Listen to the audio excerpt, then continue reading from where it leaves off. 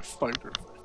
Here we go. Yeah, episode 27. I was checking my videos that I've got saved from this so far, and I think we've got something like around somewhere between 75 and 80 hours of playtime for this campaign so far. So that's a decent chunk of time.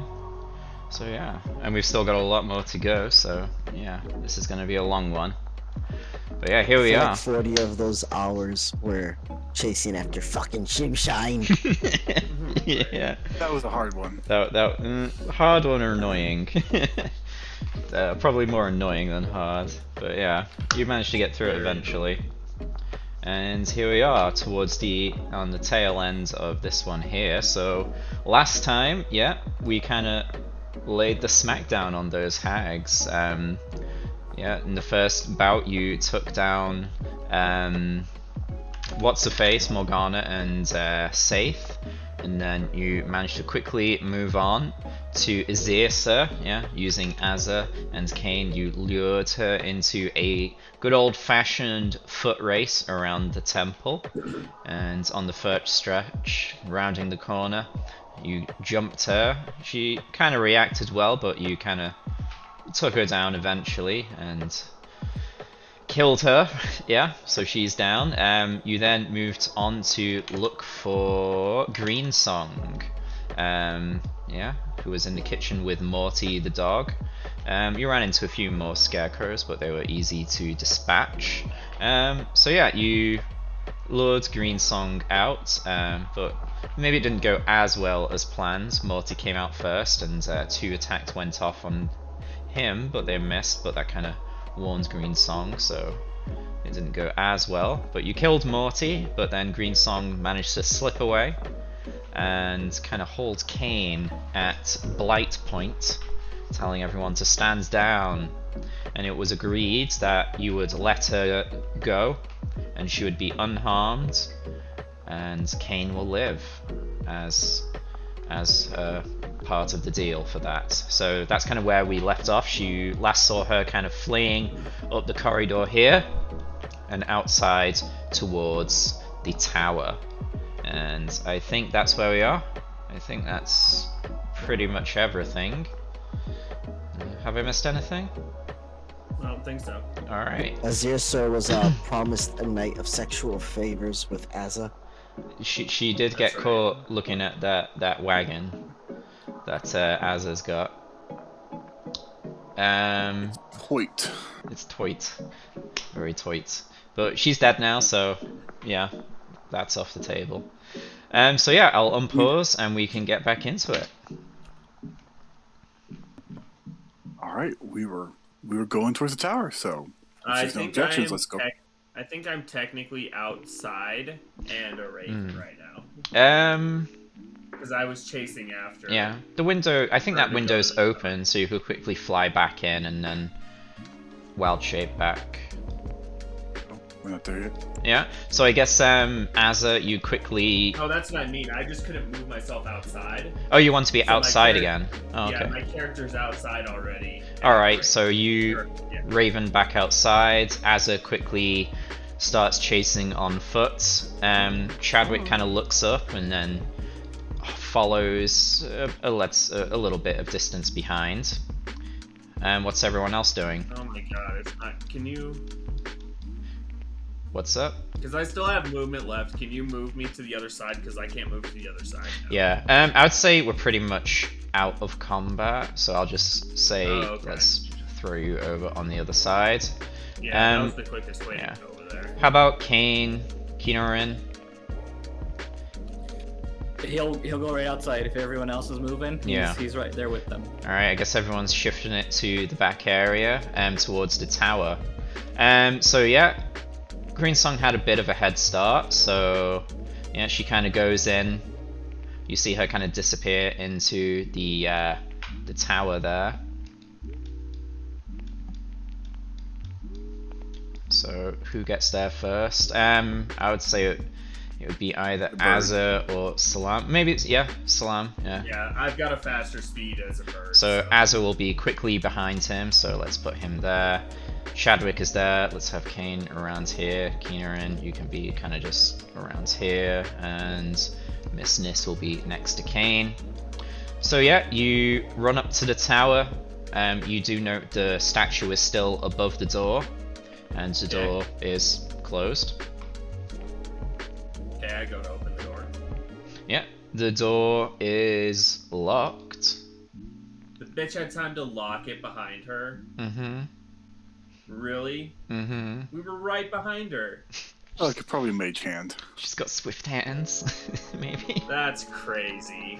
Oh, we've got Alright, keys. I'm going for this window right here and I'm fucking diving through it then. Okay, so yeah, you maybe you can just dive through. So you dive through, smashing the window.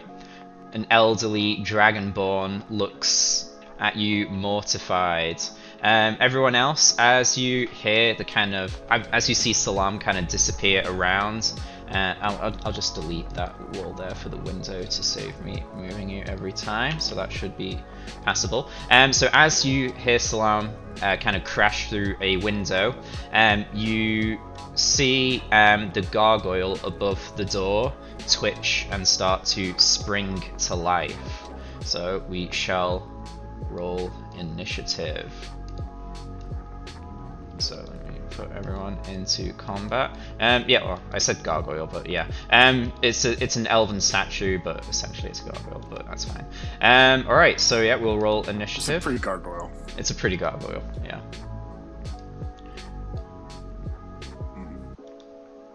You know what? Kind of hot. Can't roll for some reason. Oh, maybe Yeah, I I didn't end the previous combat, so if you roll for initiative, keep that in mind and I'll reset the combat. Sorry, my bad. Yeah, we came straight out of combat last time. Did anyone roll initiative? Keenerin, you did. You got a 20 plus 2, so 22. I'll update you with that.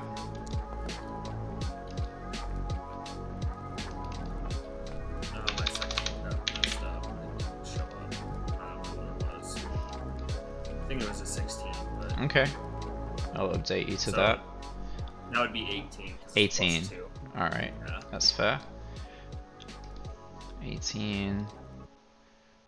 Okay, that's a lot better than a 3, so yeah, very good. Let's roll the others.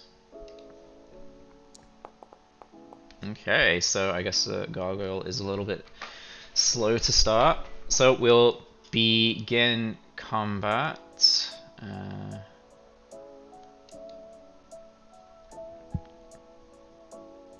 So yeah, Keenerin, you're up first. Kind of following up everyone at the back there. Yeah, so he'll move 10 feet and kind of take in a look, and then coming out, he just sees this, so it started moving. Yeah, so you hear the tinkling of glass as Salam just bombs through that window, and then you see the elven statue just start creaking and coming to life and kind of start clambering down from above the door. Keenerin's gonna kind of take a deep sigh, and the only thing he can really do, looks like, is fire a guiding bolt at it. Alright, yeah, So, roll to hit. Let's do, here we go. Guiding bolts. 23, that's definitely gonna hit. So 24 radiant damage. So yeah, you send a giant bolt of energy over to this elven statue that is only just about kind of moving and getting going, and this just like impacts and takes a massive chunk from where it hits. Let's say it hits the shoulder, and yeah, it takes a massive chunk out of that, and as the energy kind of just bursts and impacts, it coats it with that kind of shining energy that cleanly outlines the target for the next individual. Yeah, Keenerin will just say, I've quite had enough about combat today. End it quickly. And that'll be it for Keenerin. Alright. So yeah, we'll go over to Salam then. Chasing her up the stairs. Roll a perception as you get in. So kind of here.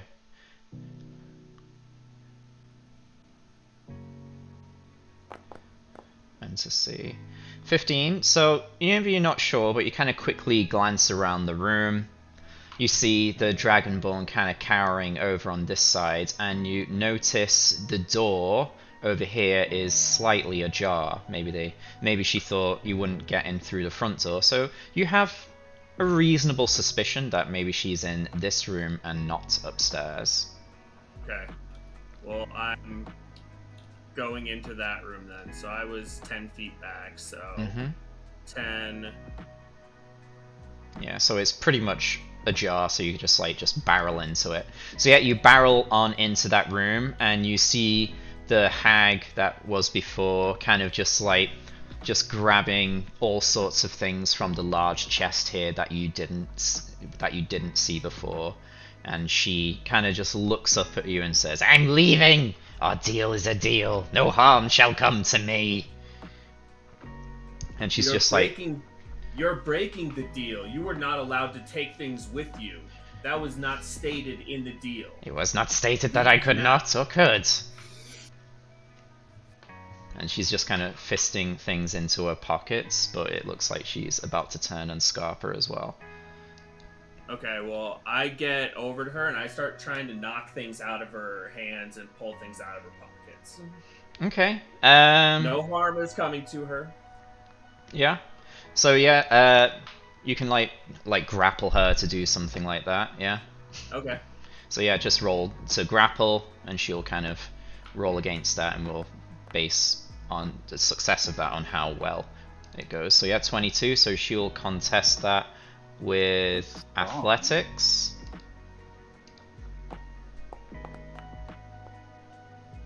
Okay, so you do you manage to kind of push her away from the chest, and there's still quite a bit in there. And let's say you kind of knock what's currently in her hands, and it kind of clatters to the floor, and yeah, she kind of steps back away from the chest, and she screams, "Fine, I'm leaving!" And she kind of looks to the window. So she'll be there for a moment, and I'll say at the end of the round, she'll probably try and make her way out. Okay. So yeah. Well, I'm gonna wait there until she's gone. So yeah, you kind of like. I don't know that combat's happening. Yeah. I dove in the window first. So That's fine. So you kind of just plant yourself between her and the chest. Yeah. Okay, that's good. So we'll go over to Kane then. Alright, Kane is gonna cast a firebolt at the gargoyle thingy. Mm-hmm. And I do it at advantage, right? Because of guiding bolt? Yes, you do.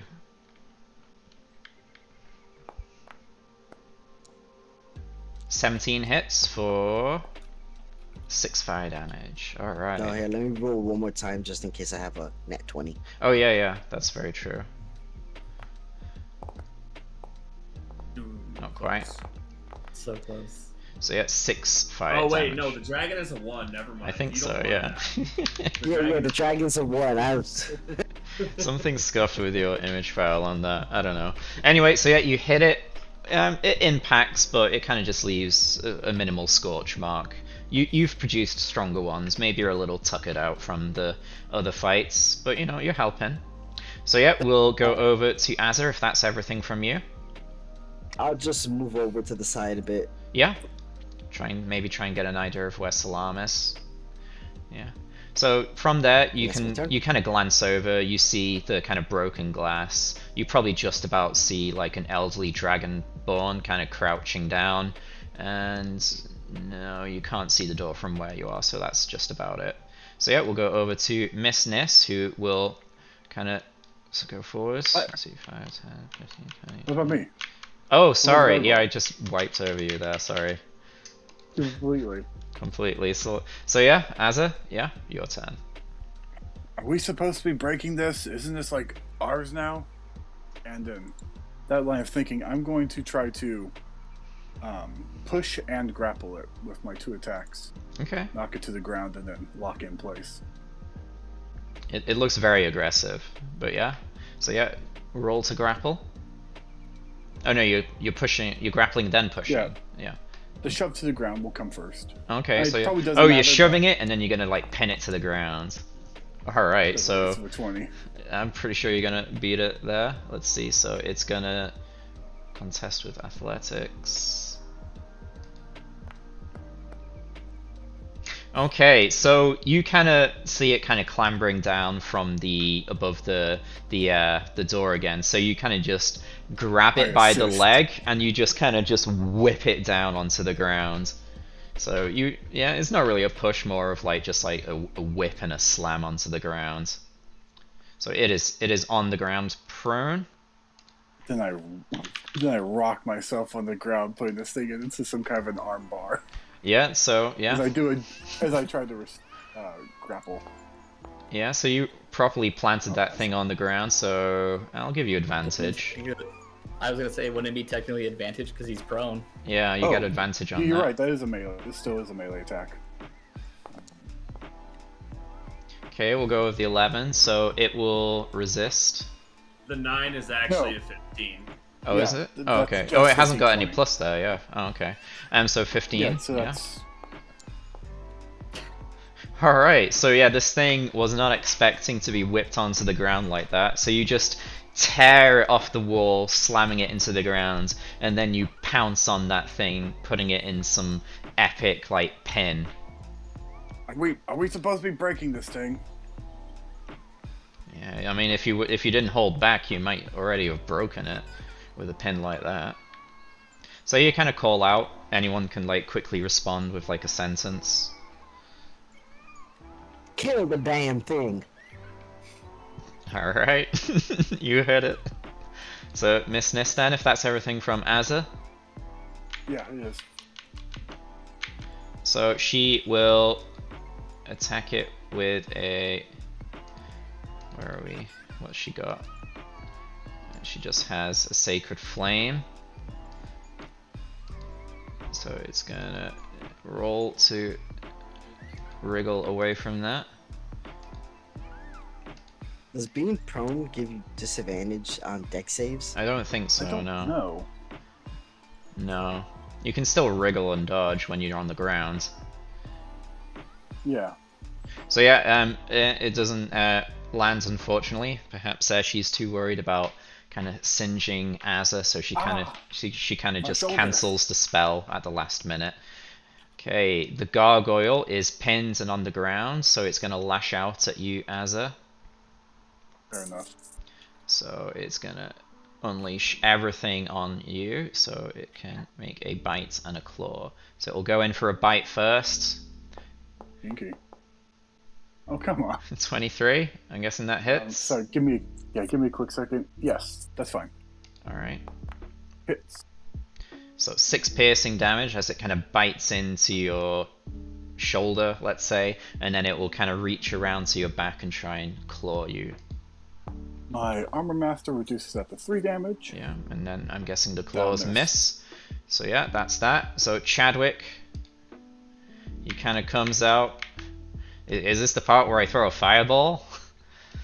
No! I think a lot of people say out loud.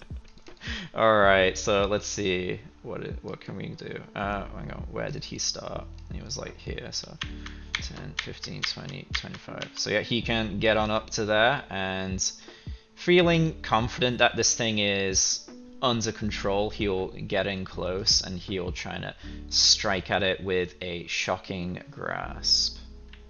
With advantage. With advantage. So he kind of comes on in, he kind of just... He doesn't do his usual wind up, so he kind of just darts in and kind of just places his hand on the gargoyle's head and then just sends a jolt of electricity through it. Oh. Jesus. Max rolls nearly. Alright, so yeah, there's this massive jolt of electricity, yeah. Since you're kind of holding on, you get a bit of static rolling through you, and your hair kind of goes up on end. Here's up to here. Yeah. And then we go over to Keenerin. Oh yeah, that was the kind of end of the rounds there. So as I said, Salam. So Green Song, she kind of backs up against the window, and you see her kind of fiddling with the latch, trying to open it. She opens it, still glaring at you, and yeah, unless you're doing anything, she's gonna bail out of the window.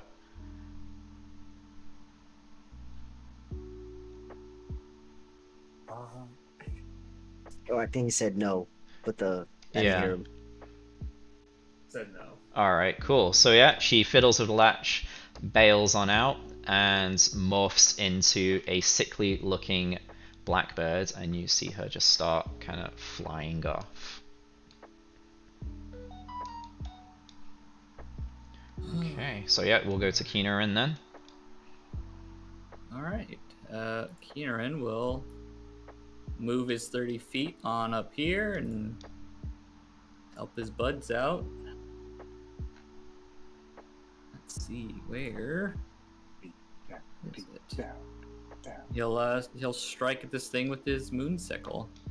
Just absolutely tired of all this combat, all this nonsense. So I think it's all. There we go. Alright, C16 on the gargoyle, that should hit. Yeah, 16 hits. For a whole two damage. He has to bend over to swing, cause him a little bit of pain. Yeah. And he'll look at the sickle and he goes, it appears you're better at healing than doing damage. Yeah, it's still a magical though. Yeah, it's +1, isn't it? Yeah. Yeah, so you kind of nick it, and you see like maybe a faint chip of the gargoyle, the stone statue, kind of come out. But that'll be it for Keenerin. All right, so yeah, we'll go over to Salam then.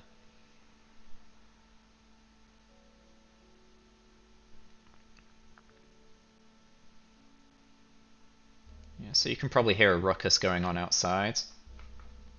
Little horseplay. Can I presume open the you door from took the one back? of the. Like, is it... I presume you took Oh. one of the master keys, didn't you? Yeah. Yeah, so you can free action just unlock Sorry, it. I forgot to say I was gonna do this when I first started my turn. The first thing I do with my interact with an object, I'm gonna close the window and lock it real quick. Okay, And yeah, then so I'm you gonna do come that. over. So yeah, you close and secure the window, then you come out and yeah, you're able to kind And of. I close this door behind me too. Okay, so you close And then that one. And then I'll open this door, I guess, with the keys. Mm-hmm. That'll probably be my action. Yeah, you've opened and closed a few things there. Yeah. All right, so you And I'll open see it. this and be like, what the fuck? Yeah, you see kind of Azza just like pinning this like elven statue that's just going wild, and like just Keenerin and Chadwick kind of just descending upon it as well. By the nines, it's good you're here. Do we keep this? It looks like wild and savage and. Probably not. It looks pretty mean. Yeah. All right, keep hitting it. And I'll just move through. You kind of just step over Azza, who's got this gargoyle pinned. And I'm just kind of shaking my head, you guys always manage to get into something, don't you? Wait, wasn't there another one of these too? You can probably recall there was one on the floor above, near where shit. Thingy is. He was with that that other one was with Falthrax. What's his face? Falthrax, Yeah, I think. Falthrax, the guy we're trying to save. Shit, and then I used my action to dash, or I don't have an action, never mind. I would dash if I could. I think I don't have any movement left. So I'm just gonna say, somebody get upstairs and check on Falthrax and the other one. I think we've got this one pretty well under control. Okay. So if that's everything, we'll go over to Kane. How is that thing looking? It's looking pretty busted. It's probably on the way out. Kane's gonna run over and shock and grasp it. Okay. Yeah. Melee cantrips.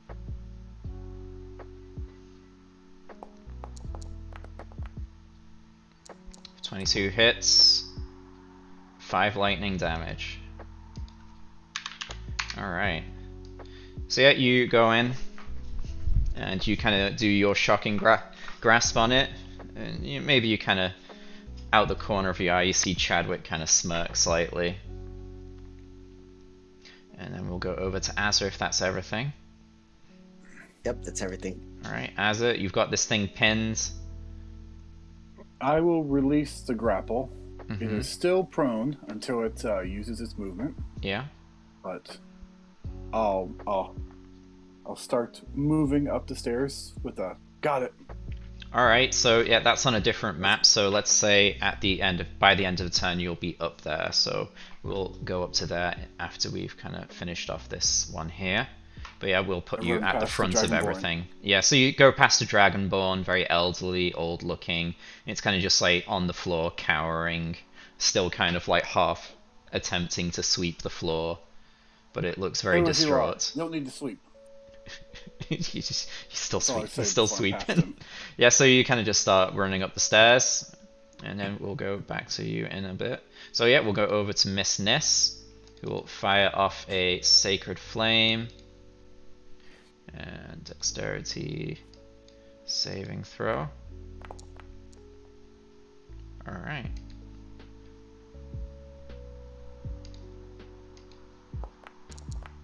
Nice.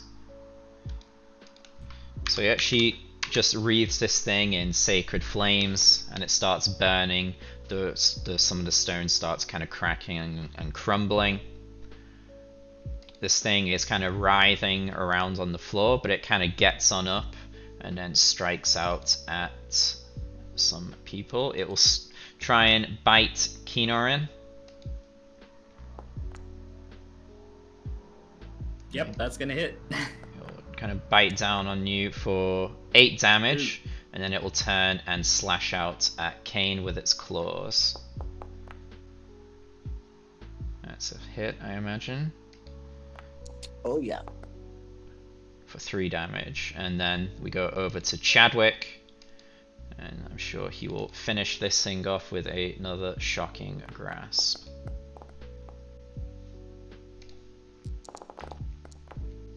So yeah, Chadwick kind of just leans on over and kind of grabs hold of this thing as it's kind of clawing you, Kane, and he kind of just like pulls it back, and as he's doing this, he kind of just sends a shock of magical energy through it, and it kind of just falls apart and explodes into 1,000 pieces. Alright, so that's that done. So yeah, if everyone is wanting to immediately head on up the tower, yeah? Yep. Okay, so yeah, we'll head on up to the tower, so we'll head on to there. So yeah, we're going to have to switch scenes, so bear with us. Might be a bit of lag on the stream.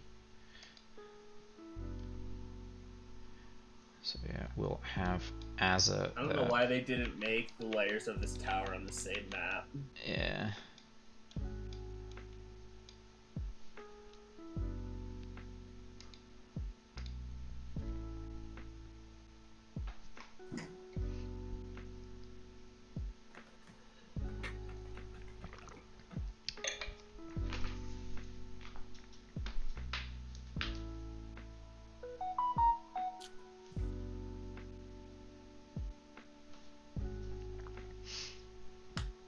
Once everyone's loaded in, we can get everyone in. So yeah, when we get here, we will technically be out of combat, but it'll probably kick back in. Right now. Yeah, so Azza, you'll be at the top of the stairs. So yeah, let's put you here. So you're at the top of the stairs there, and then everyone else will be following up behind. So I'll just put you to the side here. Nis and Kina are in. So yeah, as you get to the top stairs first, people start coming in. So as you get to the top, let's say people are approaching the stairs, so they're kind of like around behind you. So yeah, you approach the top. You see Falthrax just busying himself inside the kitchen here. And what do you do? Falthrax, has there been any trouble? Oh, what? Not that I am aware of. The managers have been in a bit of a hizzy. Oh, wait! You shouldn't be here. It's dangerous. Leave. And he starts trying to push you down the stairs. In a leave, not in a trying to push you down to kill you way. But he's very old and frail. So yeah. He's like, leave, quickly, it's watching. Nothing to see here. Where is... Oh yeah, that's it. Yeah, that's the statue there. Leave, quickly, please. What do you do? Get to the far side of the room, Falthrax. No, you should leave. It's over. What's over? The hags are gone. What? But these statues can still be a danger. Now get to the far side of the room. Now! You know? He's kind of looking around, and the statue's starting to twitch, and he'll kind of just say, Oh, whatever. and he'll kind of just run and cower over I grapple here. the statue. So as it so you kind of just dive towards this statue. So we'll Yeah. roll initiative. So yeah, you'll dive and try and grapple it. Hold me back. Hold it back. Let's see, it will contest with athletics. Okay, so you just like, before this one gets off its like little plinth stands podium thing, you kind of just grab onto it and it is instantly grappled. So everyone will roll initiative. So everyone's at the bottom of the stairs, sorry. So let's say it takes your movement to get to the top, going up like an entire floor there of spiral staircases. So yeah, let's roll initiative. Seems like they might be lacking some limberness. Right. Who's got the better dex, me or the gargoyle? Probably a you. 10. You got 10? 10. I mean they've got 11. Alright, But isn't it usually players go first? Or is that an unofficial rule? No, it's whoever has the higher dex technically goes first. Okay, so I guess the gargoyle will technically go first. But Kane, so let's say you run and you get to You need to change mine to a 22. Oh, okay, so I guess Salam will get to the top of the stairs first. Alright, so yeah, 22. So yeah, Salam, you get to the top of the stairs with your movement, and you see Azza kind of grappling with this elven statue. You can't see Falthrax, but you can hear some kind of old-ass whimpering coming from the other side of the room. If it wasn't awake before, it was awake when I got up the stairs. It was like this when I got here.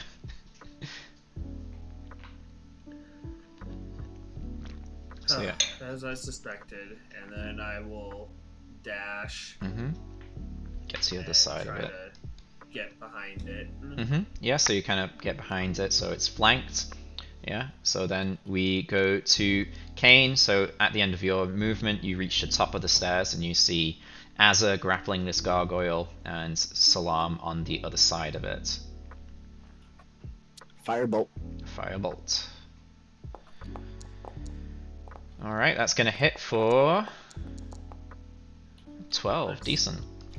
So yeah, you send a decent firebolt over, it impacts and kind of leaves a pretty deep scorch mark on the stone skin. That's my turn.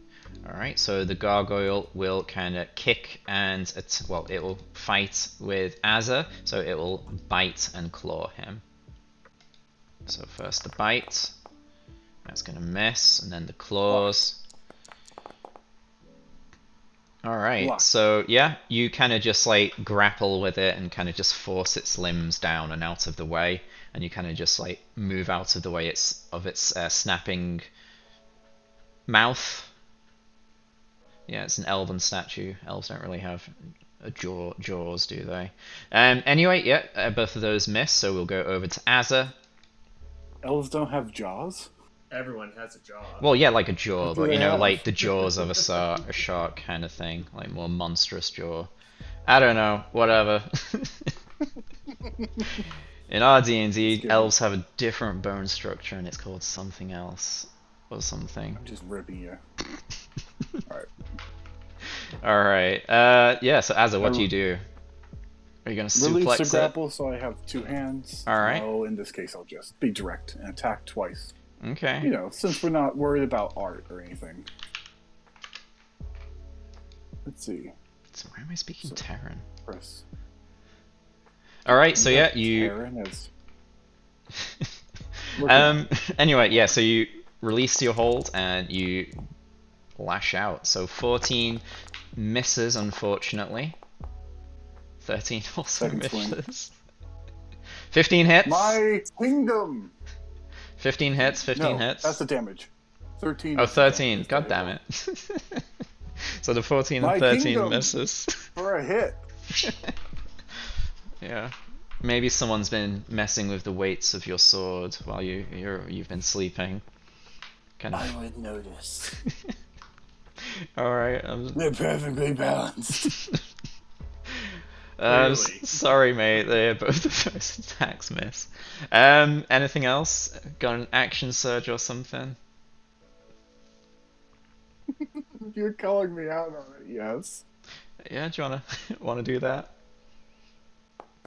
Oh, Alright, so 2 more attacks. 2 more attacks. There you go. 16 hits. hit. Yes, 10 damage. So, and then the 18 also hits for 14 more. Alright, so you get a couple warm-up swings in, and then you kind of readjust your stance, and then you go to work putting 2 deep cuts on the gargoyle. Oh yeah, it's non-magical. There we go. Oh, even it out. Alright, so yeah, you kind of see making these kind of cuts on it, but you do feel a bit more kind of resistance as you kind of cut into this thing. So if that's everything, we'll go over to Kinorin. So you kind of run on up the stairs and you get to the top next to Kane there. Okay. Would he have any more movement, or is that about it? So all of your movement gets you to the top of the stairs. So if you want to move more, you would need to dash. But you have clear line of sight to the gargoyle. Yeah, he'll try a firebolt. Why not? Mm-hmm. Nope. Yeah, that's a miss, unfortunately. I have no luck with firebolt.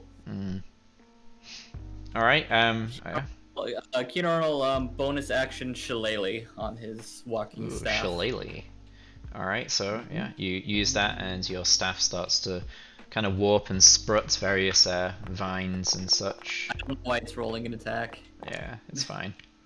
You give it a practice swing on thin air before using it for real. Alright, so it's yeah. invisible. If that's everything, we'll go over to Shadwick, who gets to the top of the stairs as well. And he will...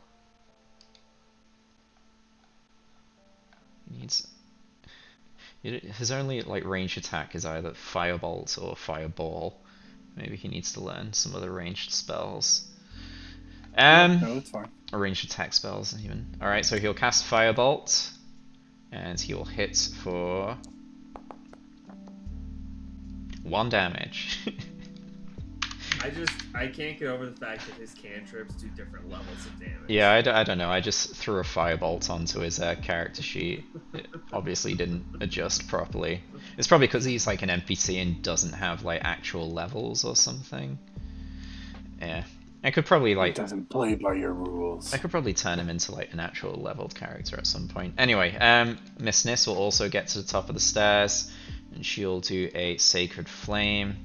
It's getting very cramped at the top of those stairs. So let's do a Dexterity save. Okay, that's a fail. Alright, 4 fire damage.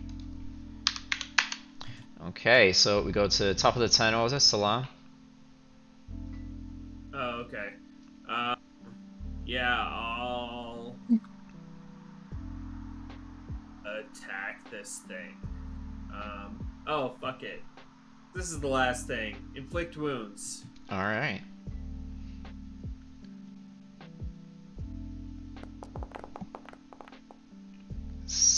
24 hits.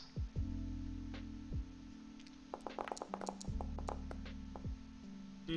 13 necrotic. Alright, so yeah, you inflict wounds upon this creature. The kind of stony skin kind of splits open, and you see this kind of black, thick kind of blood kind of trickle out. And you're not touching it, but it looks even gritty from just sight. It's not very pleasant. But yeah, that's 13 necrotic damage. It looks like it's being overwhelmed. So if that's everything, we'll go to Kane. Yeah. Alright, Kane's gonna move in a bit to get out of the way of everybody. Mm-hmm. Come over here, and he's gonna cast a firebolt at it.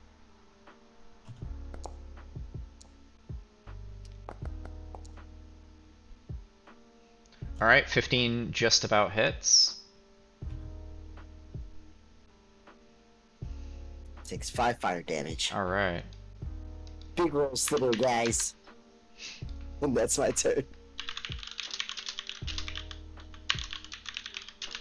Alright, very good. Okay, so yeah, we'll go over to the gargoyle.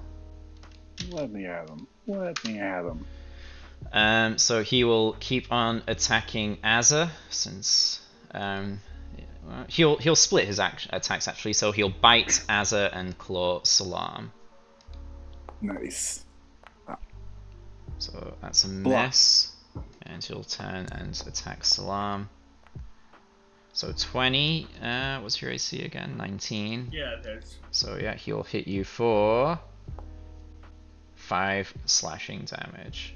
And then we'll go over to Azza. Oh no, I'm not full HP anymore. Dark day for the party. Truly a dark day. Oh, never mind. I am full HP. That took away my 10 HP. Alright. So Azza, what's the plan? Keep it simple. A couple of heavy swings. Alright. Yeah. That's a miss. Alright, there we go. 8 slashing. Down to 4. Yep.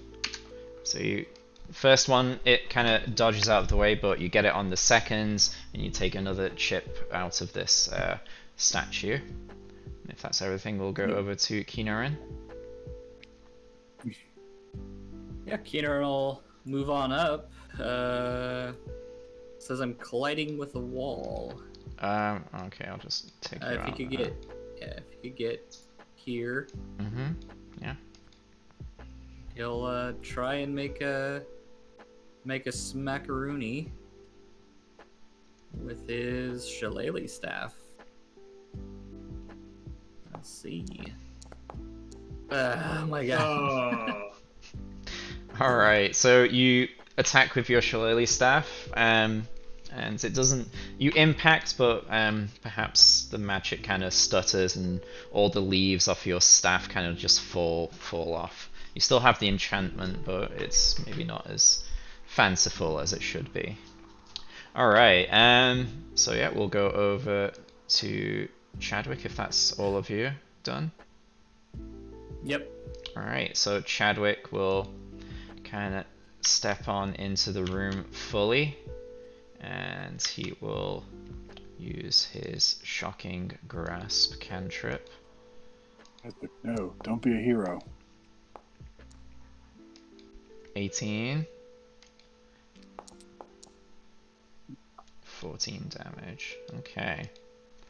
So yeah, this thing is looking very damaged and broken. We'll go over to Miss Ness, who will come on out and cast a Sacred Flame.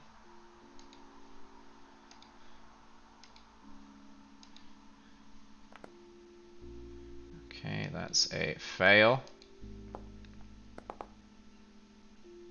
So that's 4 radiant. Okay, so end of the rounds. Everyone, you hear, Azza especially, you hear a kind of scratching and scuttering on the other side of the door you're at. It sounds a little panicked. And we'll go over to Salam. Oh shit, is there another one in there? Sounds panicked. Could be one of the victims. It doesn't sound like a heavy stone gargoyle thing. Yeah, I know, but I'm thinking maybe there's another one in there that is coming to life and is attacking it. So I'm just gonna move the 10 feet over, unlock the door, open it. So you open the door and you're greeted by the face of the little kobold Glitter, who kind of just startles and then kind of stumbles backwards. He's like, yeah, what's going on? Yeah, no. Yeah. Why are you fighting? Coming to life? No, just me. Alright, and then I will use my action to attack. Mm-hmm. Actually, I have movement left. I'm moving back to flanking. Alright, that's fine.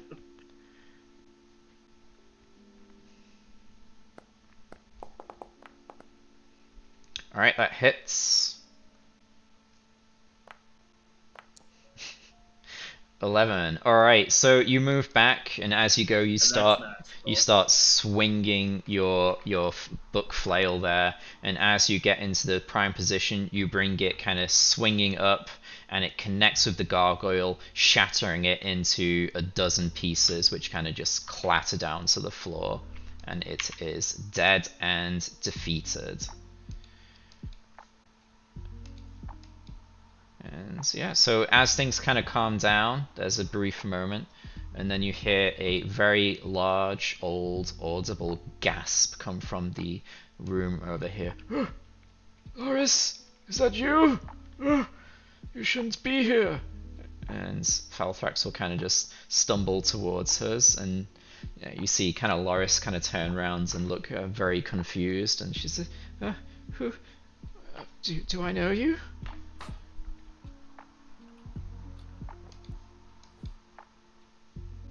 And Glitter is kind of just scrambling around in here, and he will kind of scuttle over to here. Let's keep searching the room, see if we can find this charlatan of a hag. She's gone. What? I chased her off. Why do you think I dove through the window and rushed in here? She was trying to gather things from the chest downstairs, but I slapped everything out of her hands and then made her leave. We should have killed the damn hag. Well, you would have been hit by the spell, wouldn't you? Yeah, you would have been killed. I am a survivor. Well, I just didn't want you to die. That's why I was okay with the deal. Well, you could have said so when we were negotiating for your release, Kane. Well, what's Well, done I was is trying done. to see my options. I was pondering my resources. Glitter, get over here. He's kind of planted where he is, and he's kind of just scrambling over this painting that's next to a bed over here. So yeah, so currently Glitter's scrambling near a painting. Miss Nis is kind of confused as Falthrax has approached her, and I'll kind of read the description of the room as I just went in. That's a new one for you. So piles of straw and moth-eaten blankets have been set up in this area as kind of rough makeshift beds, and there's a manner of broken furniture and garbage kind of scattered around as well. In contrast to the squalor of this room, you see 4 fine paintings kind of hanging along the curved outer wall. Each one is hauntingly beautiful, but also strangely unnerving to look upon. So as you kind of look at them, you see one painting picturing a brawny female golden-scaled dragonborn warrior engaged in an epic battle with perhaps a worthy enemy or long-time kind of person that you go against regularly. What's the word? Rival. There we go, rival. The other one pictures a tall male tiefling with sparkling violet eyes, wearing many fine jewels. Another one pictures a youthful male shield dwarf dancing at a feast, filled with happiness and energy. And then finally, a radiant female moon elf gazing upon her own reflection. The one that pictures the tall male tiefling is the one that Glitter is kind of just scrambling around in front of.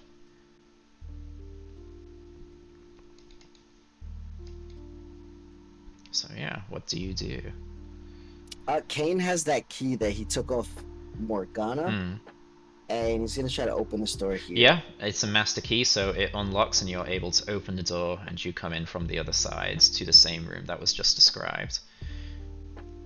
I approach the painting of the valorous dragonborn. I'll say, I bet this used to be the haggard beast downstairs.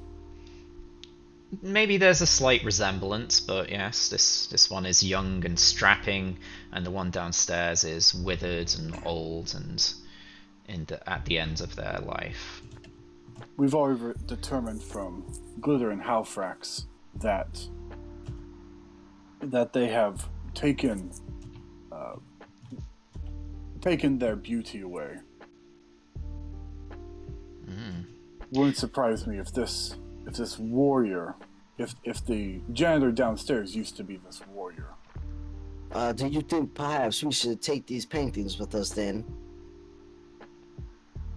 While they're doing all of this, I have ran downstairs to the room with the chest to make sure that bitch didn't come back. Yeah, so you run to save us switching between scenes. So you run past the old dragonborn is still kind of cowering in the corner, half sweeping the floor.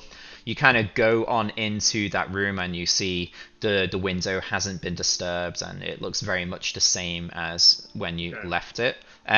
You can take a moment to look inside the chest as well if you want. Yeah, sure. Okay, let me find that.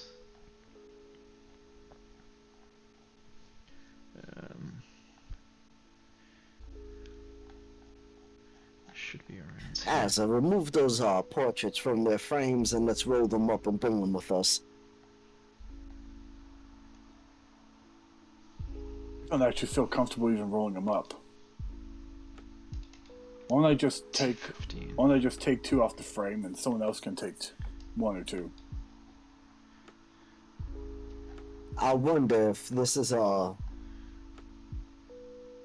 something Cyrena could fix now that the hags are no longer in this domain. Yeah, here we go.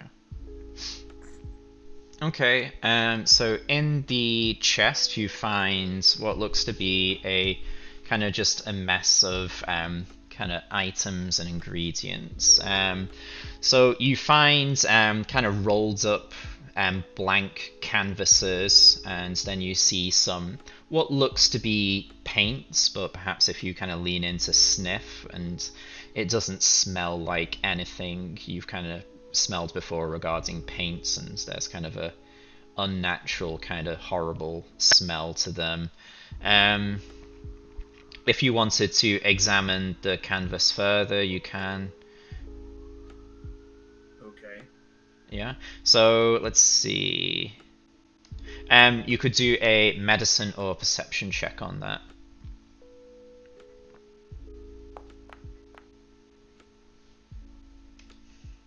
Okay, so yep, you kind of lean on in, maybe kind of give it a touch or not, it doesn't matter. So you quickly come to the understanding that this canvas is made of human skin. How about that? Perfect. And the paints are definitely not natural. There's something else about them. Yeah, so there's nothing good in this chest. Nothing at all. Well, there's like the ingredients for kind of presumably making these paintings upstairs. So yeah, it's kind of canvases and some unnatural paints here. So the paintings they're trying to take down upstairs are made of human skin. That's great. Yeah. So if we go back upstairs, yeah. So if you go to take the paintings, that's fine, but if you then go to take Glitter's painting, he kind of starts scrambling and trying to push you and say, "No, don't touch! Don't touch! No, no, no, it's mine." Glitter, grab your portrait and come downstairs with us. This is agreeable. Why is this painting so important to you? It's mine. It's of me. We can't destroy them. No, no, no. What are these things? Portraits, the magics. They worked at first, but now look at me. You're a kobold. Right, we noticed. We've had this conversation before, remember? The other night. Well, I say bring your portrait. No harm will come of them. This is Are there agreeable. any others that you know of? No, just these four. And he kind of takes his portrait kind of very carefully off of the wall. At the present time, I can only think of 3 of you. The Dragonborn, Halfrax, and you, Glimmer. Who is the 4th? Where can we find them? Medusa. I do not know. Oh, is the Medusa's portrait here? Did I miss that? You see a portrait of a moon elf. My bad. Grab So that yeah, one too. Glitter kind of takes his portrait carefully off the wall and follows you outside. As you guys kind of step out of this room, you see Mistness still confused and Falthrax kind of trying to talk to her.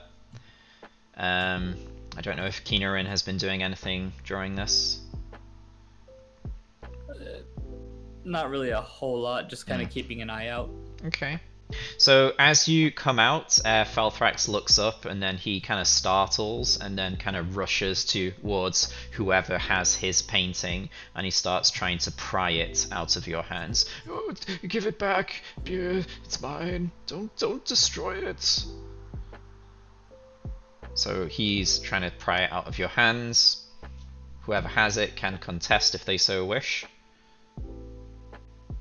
I give it. I don't want it to be damaged. Alright, so it's yours. Yeah, you kind of... We're taking him downstairs. Alright, so yeah, you take it out of his hands. If you were also to check upstairs in the hag's room, there's kind of nothing up there. So we can just skip that. Explored it. Yeah. So yeah, you guys will head on down to the main area then. Yeah, kind of outside. Yep. So yeah, let's kind of go down there then. So we'll switch the scene again. Hopefully it will be... While we're heading down, Kane wants to ask Falthrax if any of the hags said anything about these paintings. Like, what would happen if these paintings were destroyed or damaged? I was actually gonna ritual cast a detect magic and then do a once through the tower just to make sure that we didn't miss anything magical. Okay. I'll double check that for you while we Watch switch. out for the glyph on the step. Yeah, so you'll probably detect the glyph. It has been kind of replaced. Let me just get everyone out there. So Glitter and Falthrax. I think that's everyone. Yeah, so you kind of go through the tower and you don't find anything in there. Okay. Yeah, fucking weak-ass hags don't even have anything magical for us.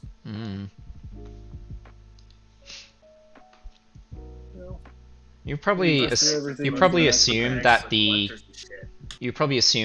human skin canvases and the paints might be worth something, but they're very unique and probably not accepted within normal society. But yeah, you could probably... I took them. Yeah. So yeah, you kind of take them and pocket them. They'll probably be worth quite a lot of money to the right buyer. But yeah, that would be quite hard to find. the bad Feywild kind of people. Yeah. So yeah, everyone kind of gathers maybe downstairs. Actually, let me just check that one. Dragonborn, are you gonna want your portrait too? Are the paintings magical? There's something magical about them. Yeah. What school is it? I don't know. Transmutation? Probably something like that, yeah. Transmutation is the one where like you changes stuff. Yeah, that would make sense, but yeah, it's a very, very strong, powerful magic. Let me just check this.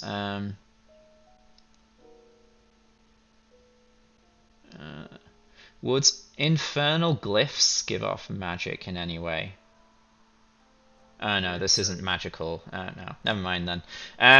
Yeah, so I think the only magic will be the glyph that has been replaced at the top, and then just the magical transmutation aura from the paintings. Okay. And there's no basement to this tower, right? The only basement is in the shrine. You would probably be able to conclude that the only room you haven't looked in is Saith's room, which is just here. Which we have. Didn't we poke our head? You looked into, but didn't go in. Oh, I went through the entire tower when I had detect magic on. Okay, yeah. So yeah, you would have opened up and had a look in here. So luxurious room, large bed covered with rich silk sheets, a wardrobe and a dresser with a mirror stand against the walls. Let's see. So I guess you probably do you just kind of go in and walk around, or do you like toss the room? Well, I go in and I'm looking for any, like, I'm trying to perceive any, like, places where there might be, like, negative space or whatever that doesn't make sense, like, that would indicate a, like, a fake compartment or something like that. And then I'm also just looking around for magic, because magic will just light up for me. So you don't detect any magic, but you see a wardrobe, dresser kind of thing. You kind of open that up to have a look to see if there's anything hidden in there. There's no hidden compartments, but kind of neatly set up in there. You see a very nice looking suit of scale mail. It looks to be kind of different from the usual in the way it's kind of designed. It also looks like it's been designed to accommodate a person who has a tail. And then you find a very ornate pair of short swords that have been scribed with infernal glyphs.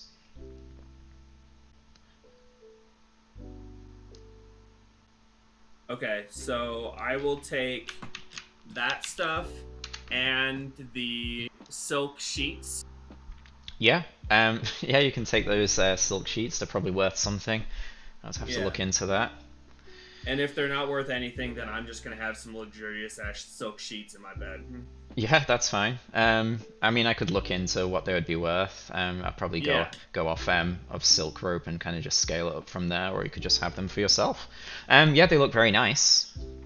So yeah. And then I'll come out to the group and be like, "Hey, I found the treasure finally." So yeah, you kind of plump. Everyone's kind of gathered outside here on the grounds. Yeah. Miss Nis is kind of doing good in the world, like being paid for it. Well, first, before we start collecting rewards, perhaps we should go get our stone mistress from the underground pool. I was thinking the same thing. And Miss Nis is still confused over this elderly dwarf that is kind of insisting that they know each other.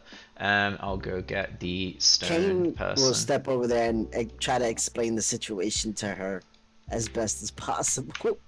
I assist. Okay. So yeah, you drag the petrified Medusa out as well. Maybe 2 people do it to make things quick, but yeah, everyone is out here. You kind of explain to Miss Nis the kind of situation here, and she kind of slowly starts to understand. And then she kind of just breaks down in tears and hugs her friend Falthrax, who also starts crying tears of relief and joy. And you kind of catch everyone up that the hags have either been killed or kind of driven off.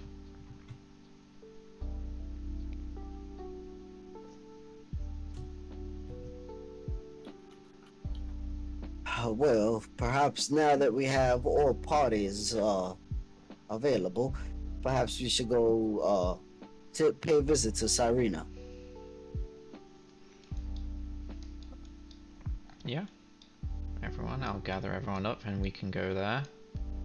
What are we gonna do with these paintings of the people? There's strong transmutation magic on these paintings. I think that's. I mean, I'm pretty sure we all obviously think that those paintings are the reason why everyone was changed into what they were changed into.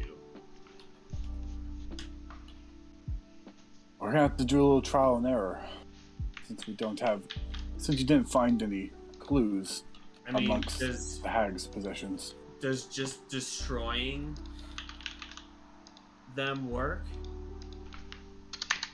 From what you've seen, they see the people who the painting, the person who was painted seems to be very kind of protective and against destroying it. Maybe, but we should try everything else before we destroy something.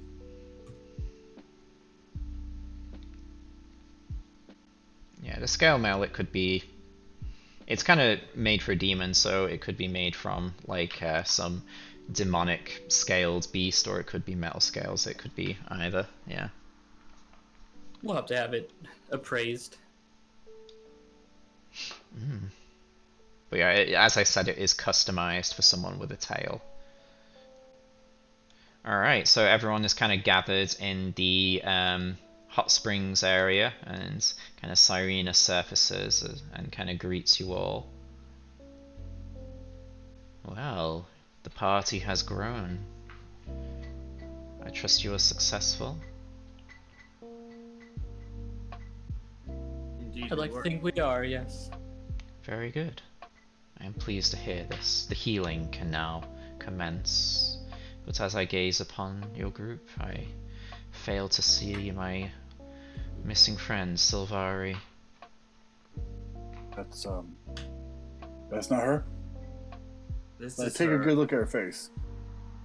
This is a creature that I do not recognize. Sylvari was a beautiful moon elf, last I remember. Yeah, she got transformed into this by the evil hags, so we need to find a way to untransform her and the rest of the people.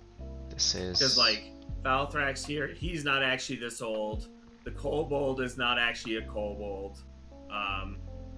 The Dragonborn, I don't know what the deal is with the Dragonborn, but I'm guessing... He's not that old. I'm very The old. dwarf is a dwarf, he's just more youthful.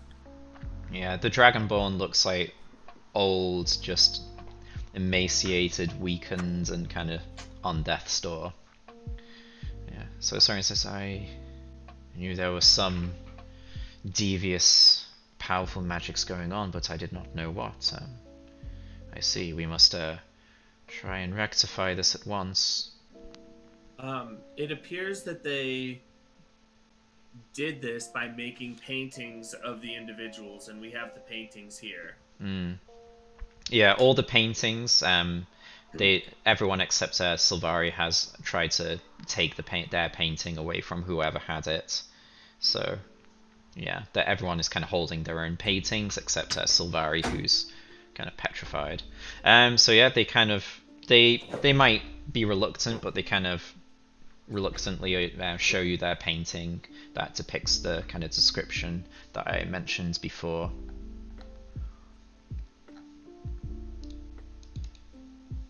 Very fetching, all.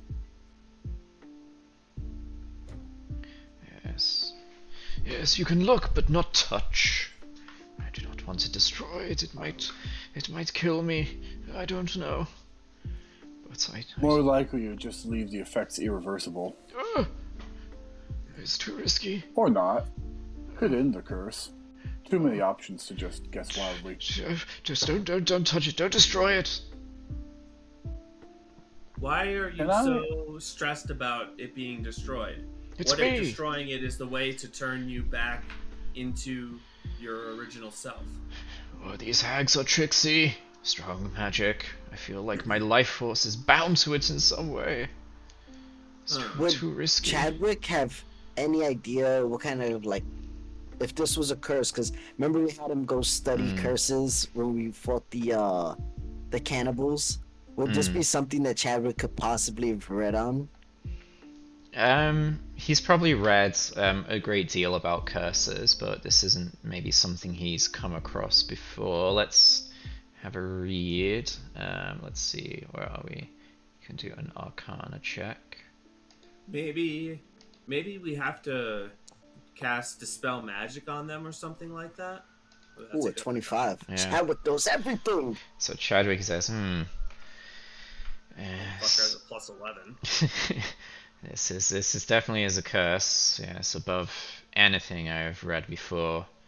And there is maybe a remove curse, but I don't think a typical spell would be enough to end this. This is no normal curse that I've seen or read about ever, so it's hard to say. Maybe we have to take everyone back with us to Candlekeep then, and perhaps somebody there is powerful enough to counteract these magics. I mean, unless Cyrene can do something. Yes, shall we try to soak them in these holy waters first, and before we look to the wisdom of the keep for additional guidance? We're here, so we should try everything we can here first. Cyrena, do you feel your powers returned? It's only been a few hours since the hags have been defeated at most. Somewhat, but nowhere near my full strength. So we would need to wait a while. Yes, I believe so, and those items are cursed, but I don't see how they would harm my waters any further. Maybe if the people submerged while holding their own paintings. I don't know. I'm just thinking out loud here. I'm not sure. Let's all take my waters. Let's all take a rest for the day. My waters typically let's heal. Let Cyrene regain their powers, and we'll try then before we start soaking paintings. It'll be good to give. To do it right now. It'll be good to give these prisoners a soft bed. So Cyrene will say typically her waters were more for rejuvenating and healing kind of lingering ailments, not really curses. I thought she said that she had a good idea that she would be able to turn the Medusa back from the Medusa. So to undo petrification was that like a greater kind of restoration-y kind of thing. So she can undo the petrification. Yeah, so she can undo the petrification, undo the yes, curse. But not the curses. So yeah, she can get rid of the petrification, but the curses would be something difficult, and probably not within her power. Yeah, we need to do the curse before the petrification, because we don't want to have to fight this Medusa again. I'm assuming she'll go crazy on us. Well, perhaps seeing her dear friend will make her calm down. Yes, very true, friends. I'm willing to try it. You can leave her within these waters, and I will work on her overnight and reverse the petrification. And surely she will recognize me if she is who you say you are, who she is. If she is who you say she is, yes. Oh, perhaps we should also get what's the gentleman's name? Ilmar. Ilmar. We seem to be acquainted with her. We should check the grounds for any remaining scarecrows as well. Okay, so yeah, you can go find Ilmar and kind of check the grounds. Maybe you kind of place the cursed individuals in a nice, comfortable room and let them rest. Do a lap. Yeah. Checking around the outsides. So as you do the lap to check out the outside, you also feel the kind of completion of that race, and you feel like you truly own the night vision goggles again. During this lap, you don't see any more scarecrows, if you go investigate where Ilmar is. So you see signs of maybe a fight or a struggle. There are 2 bodies of scarecrows kind of destroyed on the ground, and then you find Ilmar's door kind of secure and locked. So while Azra is gone, Salam pulls Kane aside, yeah? So Salam, you have a little chat with Kane? Yeah. Kane. I wasn't sure if I should bring this up to anyone, but I think I can trust you with it.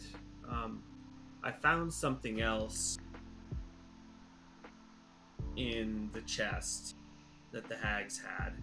It's nothing that is useful to any of us, but it could be worth some coin if we were to find the correct buyer.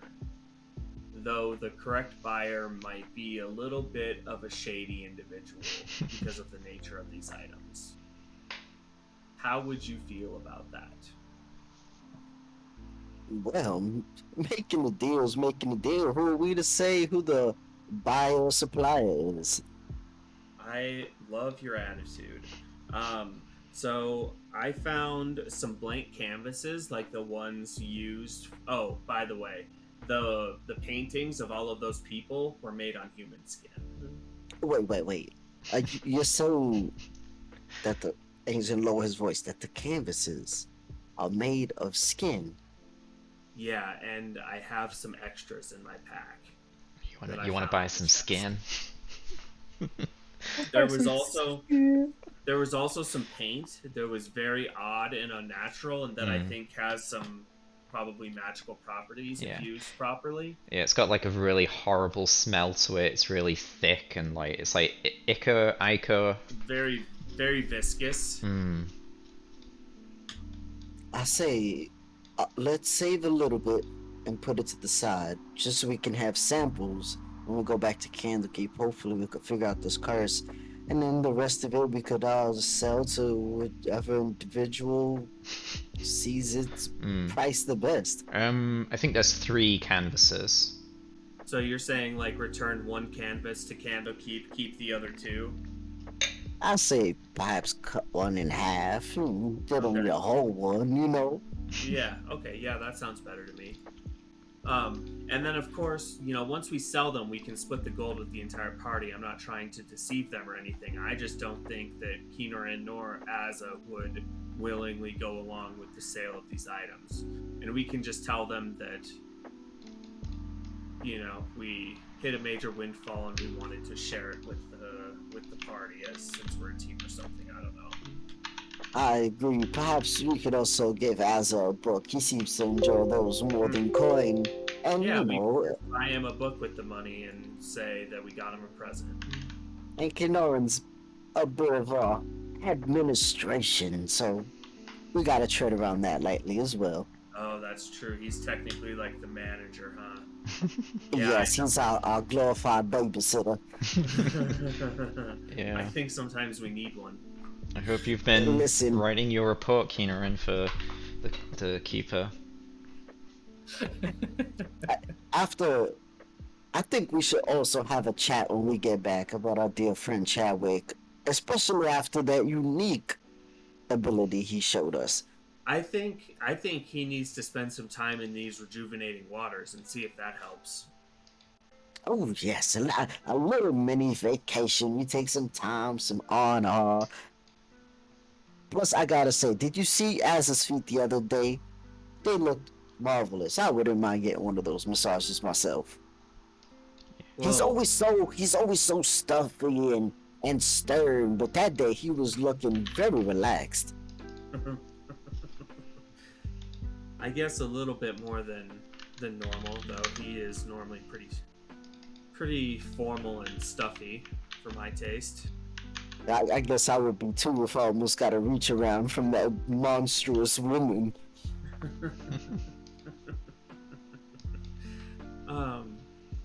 Okay, so we have another thing we need to talk about.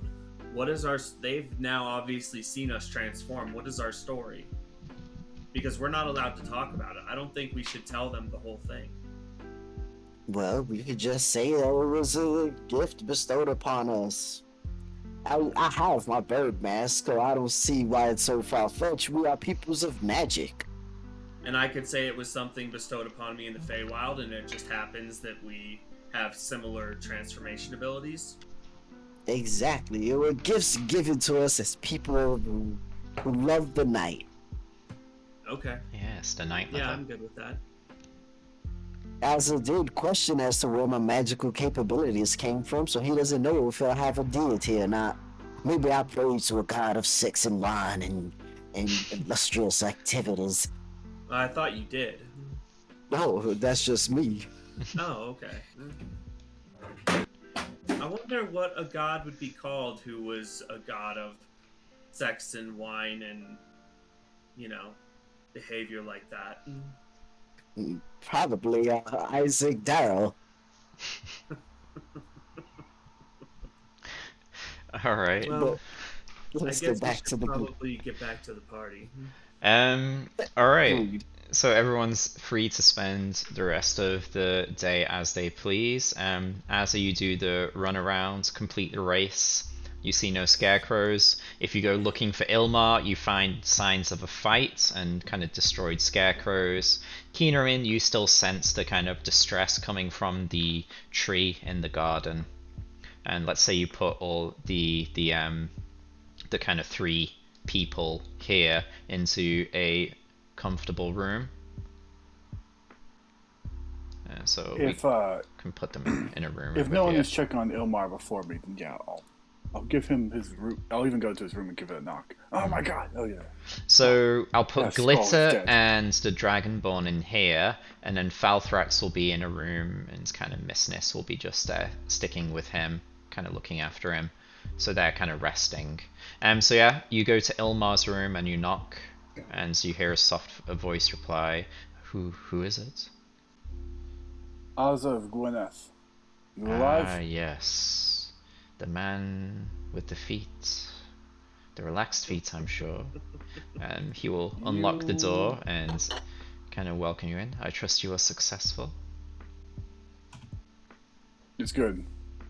Greensong had escaped having Kane's life in her palm, but the other 2 are dead, and for whatever their foul dealings are worth, she has sworn that should she come to no harm, she will leave this place.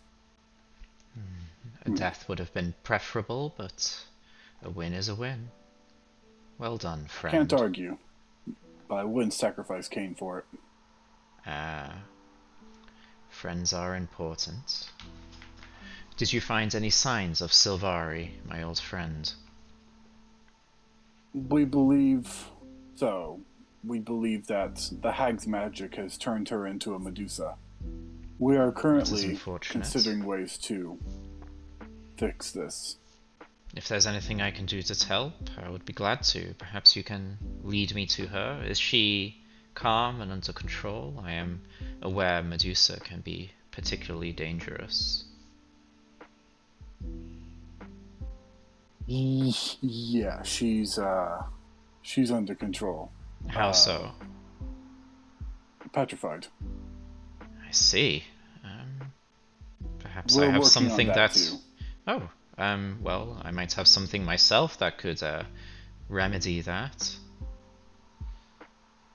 And he will turn and kind of start rummaging through a trunk at the foot of his bed there. And he'll kind of turn back around and have a scroll tube in his hand. Perhaps this would work.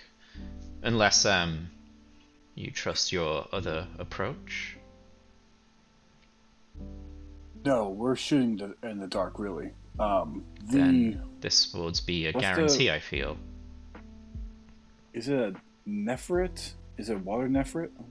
Who are we It's what Naiad. Naiad. Naiad. Yeah, that's the one. The Naiad who inhabits the blessed pool here is making Yes. efforts as well. I've avoided it. but I'm aware of it. It's fairly temperamental, but I do believe it's a good creature.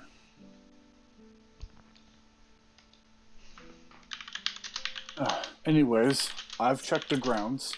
There's no more scarecrows, and I assume that gesturing at the scarecrow outside his door was the last inside. So yeah, Salam, he goes to take a long rest. Kane goes to the open bar. So the bar's open, but there's not like the fancy drinks that gave like the special effects. Would have needed one of the hags to kind of put that together, but kind of normal like beers, whiskeys, and whatever would be there.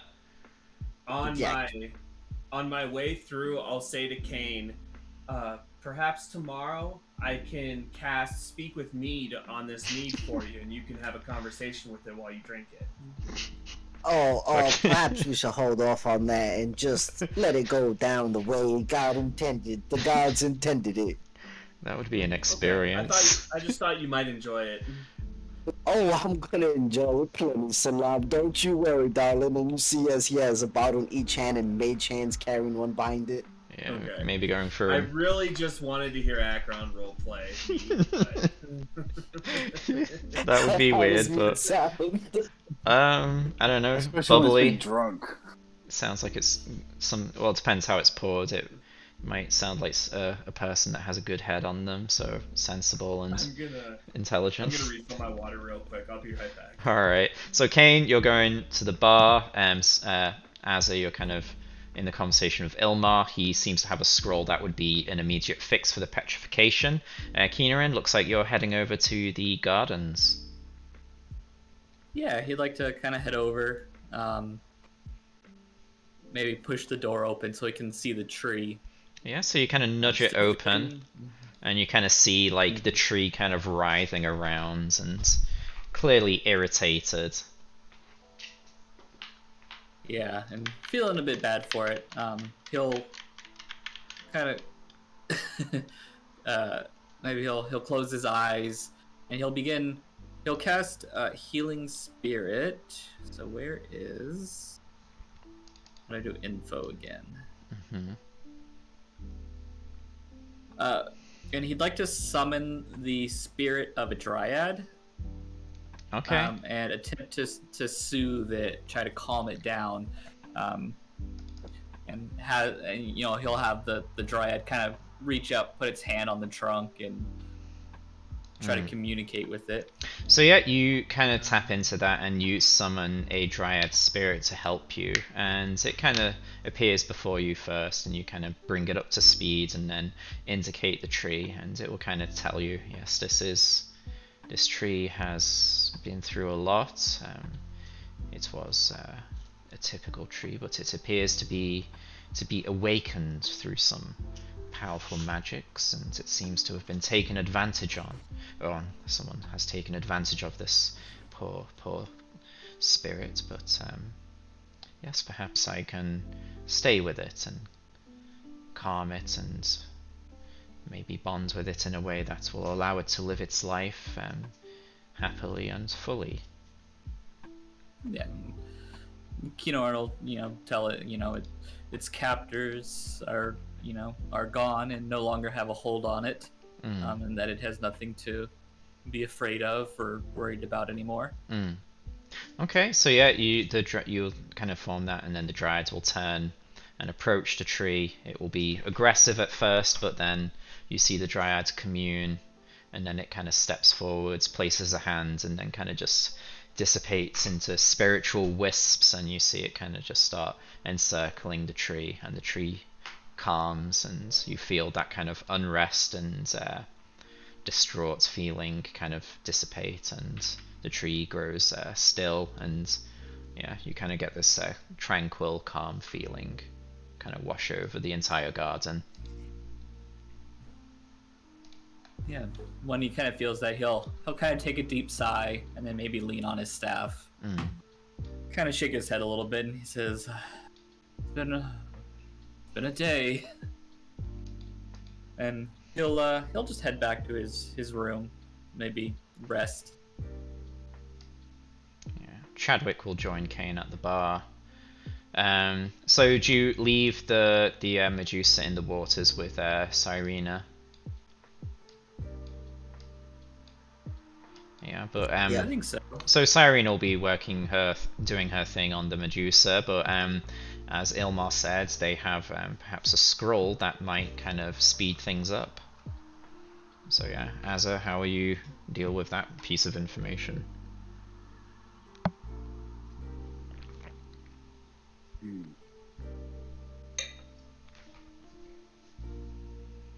Sorry, run that by me again. So Ilmar basically hearing as what has happened to Sylvari, that she's a Medusa but has been petrified. He kind of produced a scroll tube, and says that this is something that might be more of an instant fix for the petrification. Okay, he didn't mention what it was. My apologies. He didn't mention what it was, but he said specifically. this is he kind of if you inquire, he'll say this is a scroll of greater restoration, I believe. Something along those lines. Where was it? Yeah, greater restoration. So that would instantly kind of remedy the petrification. Yes, that does sound correct. But hold on to it for now. If the waters, if the blessed waters cannot do it for you, no need to waste your hard-earned money. Very well, if you say so. Nevertheless, I wish to see Sylvari, regardless of her form, but I am yet to be positively acquainted with the Naiad you mentioned, so perhaps you can make an introduction, and I can quietly observe and await her unpetrification. My first impression, I talk as I lead. My first impression with her was poor as well, but I'll hold my tongue for any quip remarks. And I think... Yeah. So Kane, Keenerin, and Chadwick, you see Azza kind of leading Ilmar to the waters. Do you join, or do you just let him do his thing? Come have a drink, you two. Perhaps later. In a moment. Is everything well? I believe I'm everything will be well. I'm just showing Ilmar to the pool. Yes. Yeah, I don't think me and the Naiad will be friends, but I think we have a working relationship. Kieran will kind of take a deep sigh, and he'll be like, I best make sure he doesn't get into any trouble. Oh, have a shot before you go. Kane starts pouring a shot for Kinorin himself and Chadwick.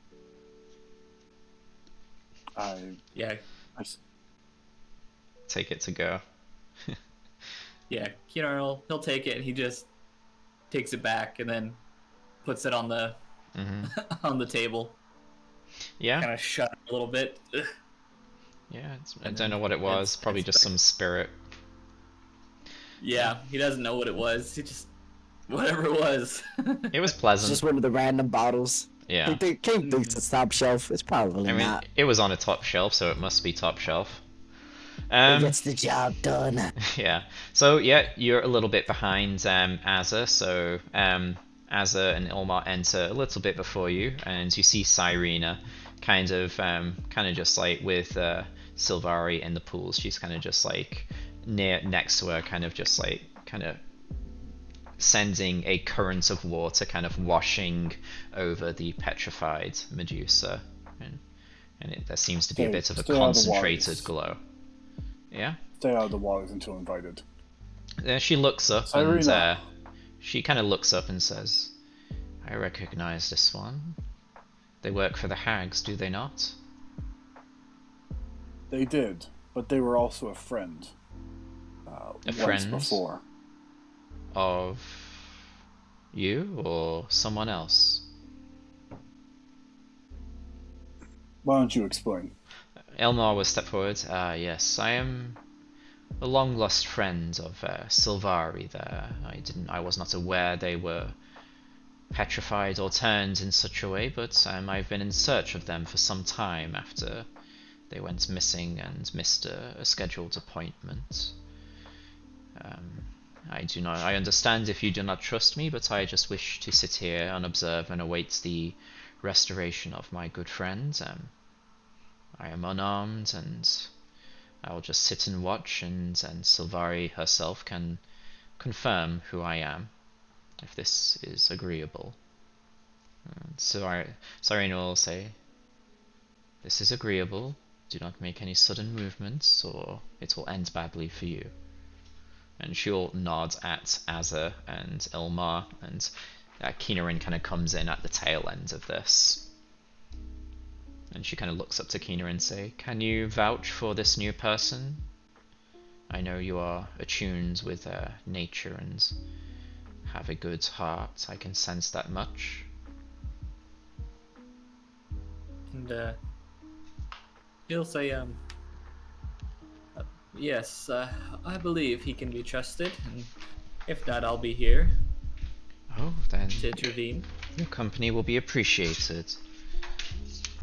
Make yourself at home, and if you wish to bathe in the waters, I will not be against that. They are weakened, but still, they would provide you some restoration of your energies. And yes. It has been quite an active day, and these bones are aching a bit. Suppose a small dip will be fine. Very well. And she'll kind of pause for a moment and then look up at Azza and says, "Yes, we got off on a bad foot, but you have done me a great service in the end. You too feel free to bathe in the waters, but yes, no clothing or armor within the water, please." Yeah, and Kinarin will do what she asks. Yeah, just roll. If you don't want to just dip your feet, roll up, or you can change into one of the kind of bathrobes and swimwear or whatever. Yeah, there's like lockers and changing rooms here that will have like clothing you could change into for bathing. He'll change. Yep. Yeah. All right. So yeah, Kinarin, you kind of bathe in the waters, and you feel kind of very quickly, you kind of feel this kind of intense relaxation and kind of calmness wash over you, and you feel the kind of stress and the kind of impact that the last day has kind of brought upon you start kind of washing and melting away. Azza, the invitation is there for you, but you're free to go to the bar or anywhere else. I apologize, but I have made arrangements for a different date. For what it's worth, Cyrena, I'm glad I wasn't fooled by hags into cutting you down. It would have been a great misfortune on everything. Yes, it would have been. I, and this place. Yes, it would have been a great misfortune to end a life that did not need ending. I can say we have concluded on positive terms. I appreciate you and wish you well. I bow and leave, and join Kane for that drink. Alright, so yeah, I think we can have a long rest there. So, Salam, yeah, you maybe just pass out. You're very tired, perhaps. Glitter. I wasn't super tired. I just wanted my spells back. Alright. I also wanted to spend some time. I don't know if you saw, but I typed out I want to spend some time with the scale mail and the short swords to see if they're magical at all. Yeah, sure. They're very well made, but nothing magical about them. I'll double check for you. Crafted then? No, it doesn't mention being master-crafted. They're just maybe particularly ornate and more valuable than mass-produced stuff. So nothing stronger, but more valuable than typical stuff. Okay, like it's expensive garbage. Yeah. So yeah, everyone else is kind of resting in their rooms. Kinarin in the waters, and Chadwick, Kane, and Azza at the bar. Once Azza gets to the bar, Azza, darling, I am under the spirits, but what were you and Ilmar doing? Ilmar wished to, and I'll pour myself a glass and take a quick shot, make peace with the Naiad himself, as well as see to See to the Medusa, which he believes is a long-lost friend. See. This stuff is still terrible even without the hags. Oh, it just requires some getting used to. It's like, how do you say? It's like riding a wagon, right? The first couple times, it's a little bit weird, and you don't know what you're doing. Or it's like spending the night with a lady or a gentleman. I'm not one to judge. Chadwick kind of snorts laughter at that. Yeah, Azza. Oh, my dear. Anyone special at home or anywhere else? Yes, Azza, tell me. You don't talk much about your previous life other than the training and the fighting and the abuse and the mental anguish, but other than that, there's not much else. Yeah, any childhood sweetheart? No. I live for my work. I had a very close friend, a sorcerer, much like yourself, dealt with more elemental powers of cold. We traveled the Sword Coast for a time together. Until they died. Oh, wow, I must say. That is unfortunate. Are we allowed to know their name? I'll have to double check that. Fortunately, they got better. A fortunate miracle occurred with one of the great clerics of Waterdeep. Wow. Bestowed a resurrection upon them, but yes, found it. He was named Lockan. Lockan. So Chadwick will raise his glass and say, "To Lockan and their fortunate resurrection. I hope they are well and happy." And he'll down his Recovering. Last I met. Well, to old and new lives. Yeah, Chadwick will down his drink and pour another. Oh, Baldur's Gate. It's at the Church of Tymora. Ah, Tymora. Okay. It was a grisly death. Well, hopefully it was swift and painless, and there was enough left to properly resurrect them. Was your friend Monster Hunter the same as yourself? No. Was a bit of a nomad wanderer. Found, how was to say, we found kinship in each other's company and woes. It was certainly better to travel with a friend for the time being.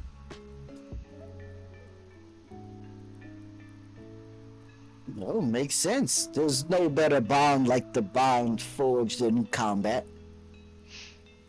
I suppose. I'm more used to being cheated. A lot. The few people I can really trust are worth keeping. I can remember somewhere to the west of one of the elven forests, a town called Longsaddle had a corrupt magistrate offered me pittance for something truly worth killing. And then when I said no, demanding a greater pay, had me arrested on false charges. Surely there's a law against that. Exactly. So my dear Azza is a branded criminal. Ooh, a bad boy. I'm exonerated via blood trial. Wouldn't you know, I could be found innocent if I took care of the monster problem. Well, who am I to judge, right? Like, we've all having done things in our past that may or may not be questionable. Yeah. Well, at the end of the day, I think you are very truthful and upfront person, and I admire that about you. Yeah, Chadwick will pipe up. Yeah, yeah. You gave. I was in a dark place, and you gave me some kind words that helped me ground me. But apparently, there is still something about me. But perhaps it's not a bad thing. Speaking of which, my darling Chadwick, how about we proposition to the group that we spend a few more days here, some R&R, before we go back to Candlekeep and get thrown into more work? I mean, it's not approved leave, but I don't know. Oh, we'll just have Kenorin fill out the paperwork. It's not on me. I'm just the assistant. You'd have to talk to Kenorin about that. Well, Kenorin doesn't seem like the one who rushes to anything. Exactly. His tender age has made him quite patient, I feel. Yeah. Plus, a few days we could enjoy, relax. We could speak to the owner and patron of this establishment. I think this is time well deserved before we get thrown in some shenaniganery. You think our debts transfer with management? Ooh, let's not bring it up. Everyone who knew about the debt is gone, so I think that's a debt that is erased. Elmar knows about my foot debt. I don't know. We'd have to look at those papers we signed. Null and void with change of null and void with change of management. Who knows? We'd have to look into that.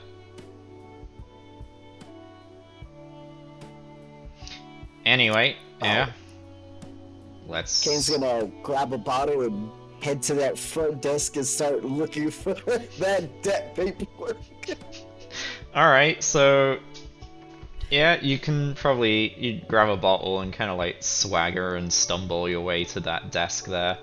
And you kind of blindly shuffle through a load of papers.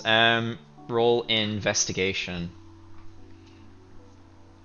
Do I do it at disadvantage because I'm kind of drunk? Let me do a con save. Yeah, do a con save first. I shuffle over to a different bar stool just to keep him in view. You've got a very healthy buzz going on. So maybe not disadvantage, but the DC will be harder.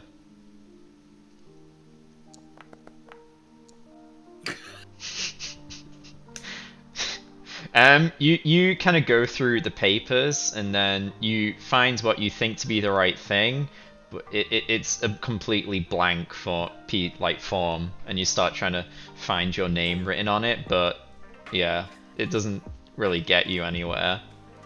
Kane's looking at them in his head. He's probably like, I wonder if Sly, whatever his name was, wrote some mean stuff about Salam when he blew his papers all over. Maybe. Yeah, you're trying to. And he kind of gets like complete like ADD, like forgets about the debt, and starts looking see if he sees any drawings and stuff. Yeah, like you're trying to read the words, but they keep moving and waving, and you're convinced it's some sort of magical enchantment to fight against you, but no, you're pretty wasted actually now. I got that Popeyes going on. Yeah, so you don't find anything, but you make a royal mess, kind of ruffling through all the papers there. After a while, he'll just head back to the group and tell them he couldn't find it, and just keep drinking the night that way. So yeah, you spend the rest of the afternoon happily day drinking.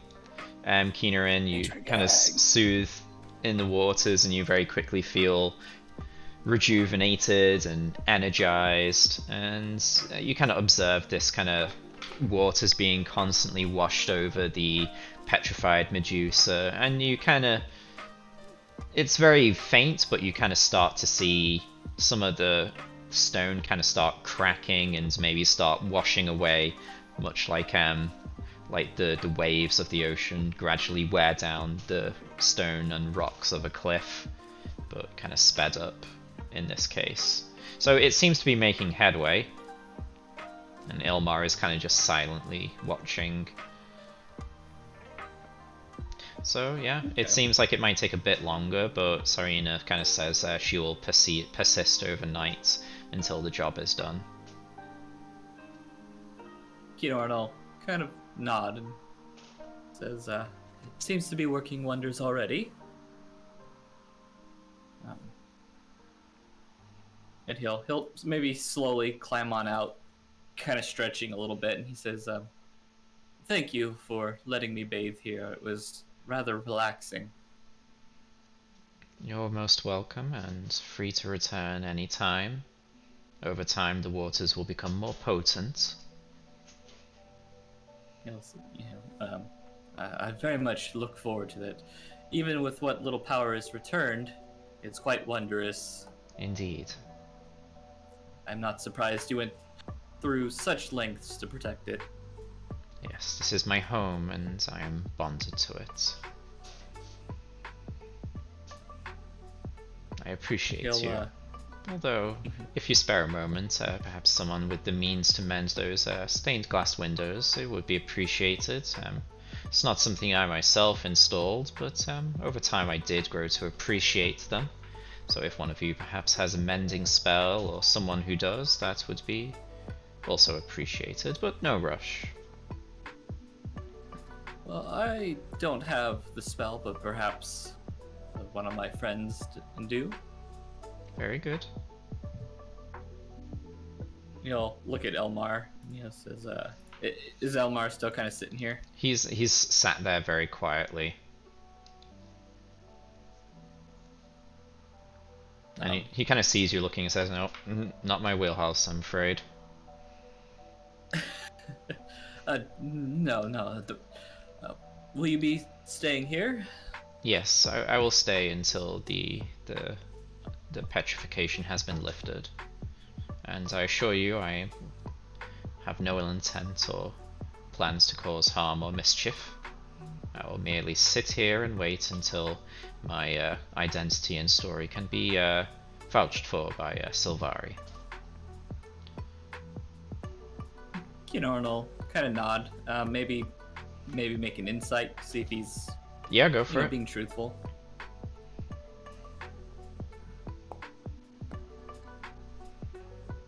Yeah, he's a hard person to read, but you're confident that he has nothing ill in mind.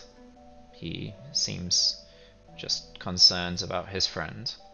And so far he's been sat there very quietly and patiently, just saying nothing, doing nothing, just watching. Okay. Yeah, Kinornal kind of nod at that, and he'll say, if something goes wrong and you need our help, you know where to find us, and we'll be at your aid. And both Ilmar and Cyrena nod. He'll give him one last little nod before heading back and changing, drying, toweling off, changing, grabbing his stuff. Yeah, so you towel off, change back into your clothes.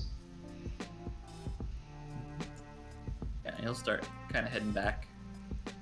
Yeah, you kind of go back, and probably by now, Chadwick and Azza. I'm not sure. Kane, did you go back to the bar as well? Either way, everyone is thoroughly quite debauched and drunk, probably. Kane is laying on the bar, just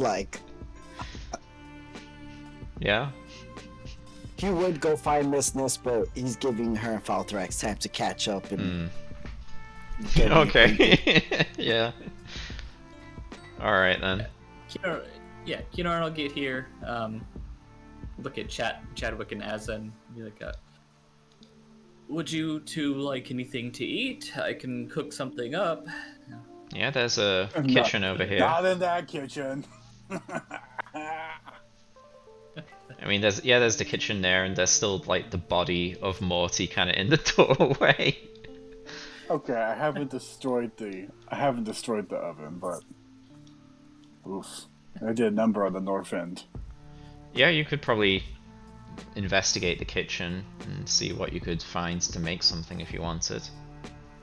I grab Kane by the ankles to lift him upside down so we can get him chugging upside down. Alright. Yeah, so Kinarin, you kind of go in. It's still quite messy and kind of a little bit trashed from the fight. So that's not great, but you kind of, since everything's been disturbed and battered, you kind of see, where is it? You see one of the cupboards, like the bottom is kind of hanging off slightly. From like the fight and like the commotion that Asa created, and as you kind of go there and you kind of pull the bottom off, you find like a hidden compartment, and kind of in there you find a stash of various ingredients. So in the stash you find they're all labeled as well. So you find a stash including some beholder tears. You find some ground unicorn hoof, chimera vomit, and various ingredients that could be used to make God knows what potions or poisons and various other things. Yeah, and there's also some vials labeled assassin's blood as well. So he'll look at it. He'll be like, probably wasn't originally here. So he'll maybe he'll grab him. He's a little revolted at first, but he's like, kind of inner monologue. He says, maybe I can make use of this, you know. So maybe he'll put it in his pack. Okay. So yeah, you grab that stuff. So yeah, all the kind of tidbits of tears and whatnot is probably around 100 GP-ish, and then you also have the kind of 3 doses of assassin's blood. Yeah, he'll pocket all of that, thinking maybe he can find a use for it or something. Maybe he'll add an edge to his cooking or something. Maybe, and then there's also like other like typical ingredients that you'd find in a kitchen as well. So if you wanted to like fix something up, you could. He would like look at the freshness, knowing that there were hags here. And how sick he was earlier. He wants to make sure that they're fresh. The ingredients look like good and fresh. You can probably conclude that the sickness came from the addition of any of those other ingredients you found in the hidden compartment. Excellent. So he'll start rummaging for anything fresh and maybe spend the next hour cooking. Yeah, you could do like a, I guess, survival check or cookery check if you have one. I don't know. I mean, you have the, what is it, the chef feat, so I guess you could do survival with advantage or something. Or you could just, I mean, you can make a meal, so we'll do a survival check to see how grand and exquisite it is. You know, with the proper seasoning, I'll bet chimera vomit can make an excellent chili.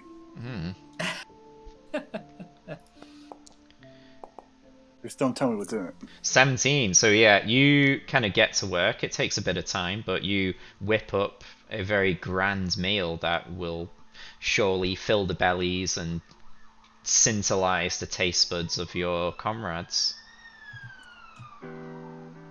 It's whatever you decide to make it, it's successful and very good. He'll make a hearty stew. It's a long, arduous day, you know. So maybe a nice stew would be best, and he'll kind of like leave it over the pot so that it can stay warm. Yeah. So you make enough for like today and maybe a bit tomorrow as well. Yeah. And it's very, very, very tasty and very hearty.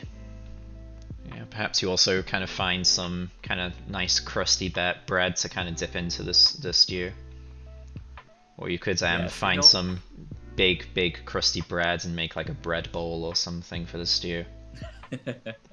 Yeah. Yeah, he'll chop some bread up. Serve however many people are out. I don't know if Kane ever returned to the bar.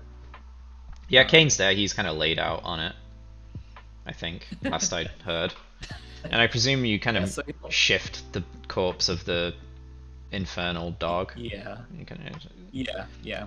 Let's say you kind of just but pile all the hag corpses and whatever, wherever, burn them or something. A big bonfire. Yeah, just burn the corpses of Saith and the hags and Morty. Yeah, but he'll bring out 4 bowls, putting one in front of Azza, Chadwick, and Kane, and then he'll kind of move on over and take a seat with his own. Yeah. Salam, if you're still awake, you've stupidly high perception, so you can probably kind of detect the scent of good cooked food, but yeah, it's up to you whether you kind of investigate that. Yeah, I would probably wander out. Yeah, so you hear, you don't hear, you kind of smell the good cooking, and you come to investigate, and you find everyone merry and kind of eating the stew that Keenerin has cooked up. What's going on over here? Something smells absolutely delicious.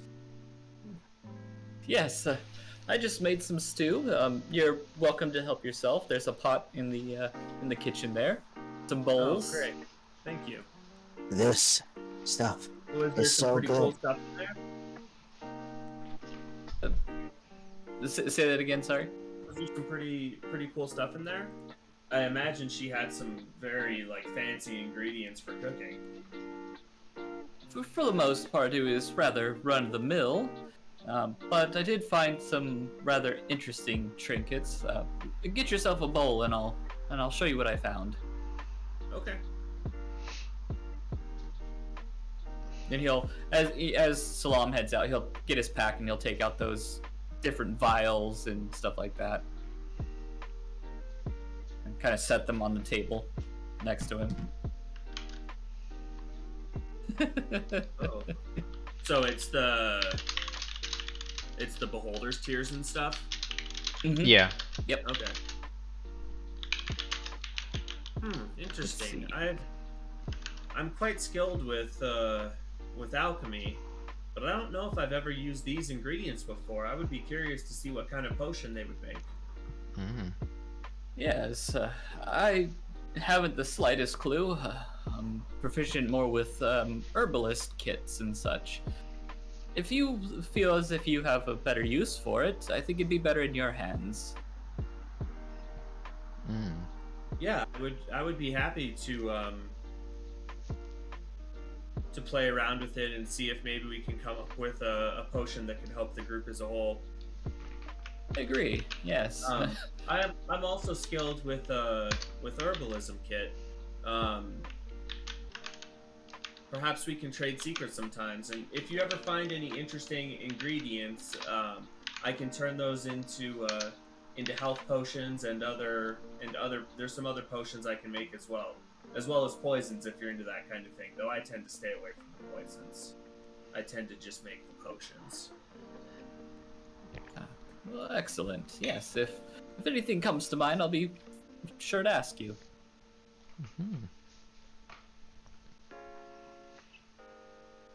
Well, I say we have a toast, gentlemen, as to, excuse me, another successful mystery solved. To Kane into Salam, who's Kane into The Salam. lovely Miss Nis. Oh, I'm so sorry, Azza. Falthrax Beauty is has entered the room. Oh, you're too kind. Falthrax is just more or less passed out from exhaustion, I believe, so I thought I would come in and see what smells so good and how my brave adventurers are doing. Can we get another glass so Miss Nis could join the group? She'll, happily accept whatever you give her. Yeah, and she kind of joins you for food and drink, yeah? We were just about to partake in a toast of victory for completing another mystery. Oh, yeah, I will happily enjoy a toast. Yes. Here, to victory and success. To victory and success. and she'll drink what you gave her. What was it? Just like a full, like a pint glass of whiskey or something.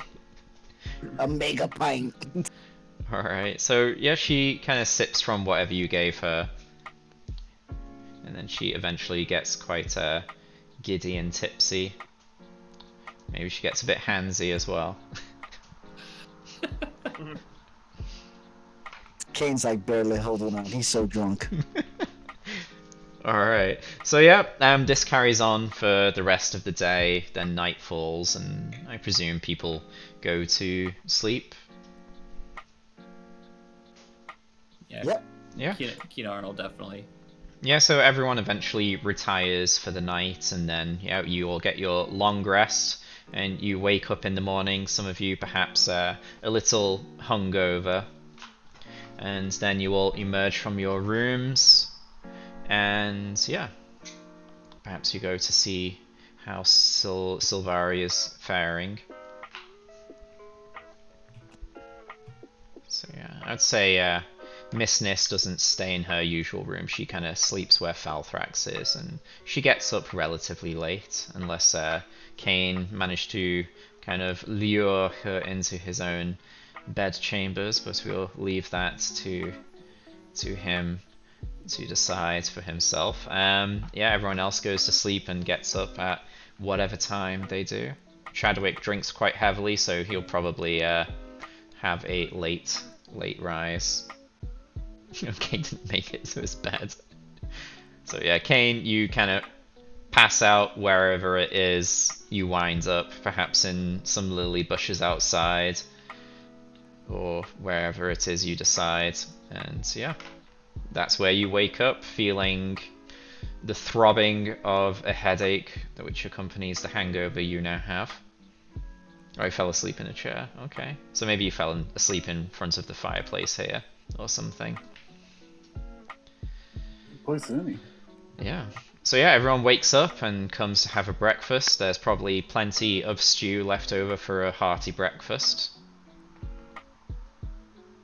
And yeah, also Glitter will join you, and the old Dragonborn can be seen as well. And when Miss Nis rises, she'll come in with Falthrax as well. And they'll all still be kind of clutching their paintings in a kind of nervous and don't touch kind of manner. Oh, about those paintings, perhaps when we get back to Candlekeep, maybe the speaker might know a little bit more. I mean, the keeper.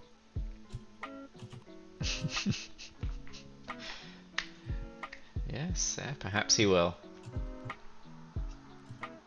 They all kind of nod in agreement, but they kind of tighten their hold on their painting. Yeah, seeing that Kane doesn't want to push it too much, plus he doesn't have the energy, he's still hungover. Perhaps we should check on our stone friend. Okay.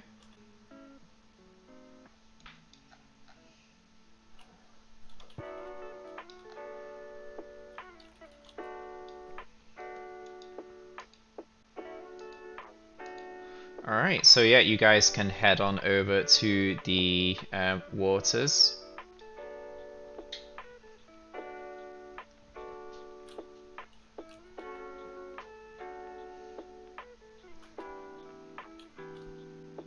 Yeah, all the NPCs will kind of stay where they are having their breakfasts. Yeah, Keenorn's definitely interested in it, so he'll get up and head that way. Okay. Everyone else? Oh. Let me have a long rest. Oh no, I recovered -5 hit points. How does that work? Okay. 8 is gone. Oh, okay. Yeah. Good. So yeah, everyone heads over to the place where the water is and the hot springs. Yeah, by now your water walking will have worn off. Save me, Tarmora, from this poison I have given myself. So yeah, you enter the hot springs area and you see Ilmar kind of half dozing but still there, and you kind of see Cyrena in the waters, and you also see a semi-petrified Medusa. So they have a bit of torn cloth kind of covering their eyes, and if you look around, you see Ilmar. He's missing a sleeve or something off of his clothes. So Sylvari is. The Medusa is unpetrified. There's kind of just patches that are still being kind of like dealt with. So she's, let's say she like has half movement or something, but essentially she has been unpetrified. So she kind of cocks her head and listens and yes. So it is my acquaintances, let's say. I believe we got off on the wrong foot. I have been caught up. Leslie says favored foes. Sure, let's go with that one. You did put up a good fight, and I believe one of you got the better of me, indeed. Which one was it? Don't be shy. Kinorl. I apologize. You caught me at a bad time, let's say, and let's just leave it at well played. But yes, I will say that I am glad of the current the way it went.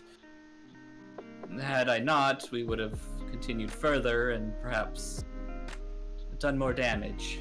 Yes, indeed. That's something we might have, regretted later. Yeah, she still has some kind of like scuffs and cuts from the fight, but she seems to be more or less fully recovered. Patches of petrification still on her, yes. But she says, yes. Water under the bridge, I suppose, and I've been caught up on the situation. I believe you have killed 2, and 1 has been negotiated away, which is fine. And I believe you are aware of this curse. She kind of nervously kind of licks her lips. Do any of you happen to have my portrait? Why, yes, Azza. Azza, which one is that? The strapping fellow? The short one. The short one. Is he the short one? I don't know. Yeah, he said he was short. Oh, okay. So yes, yes. I almost had you, didn't I? But you're a slippery one. So, can I please have my portrait? You want it there in the water? Perhaps just place it over here on the bench where I can see it, and that will be sufficient. So yeah, if you do so, yeah, just prop it on the bench over on the far side. Yeah, it wasn't far. I left it close to the pool.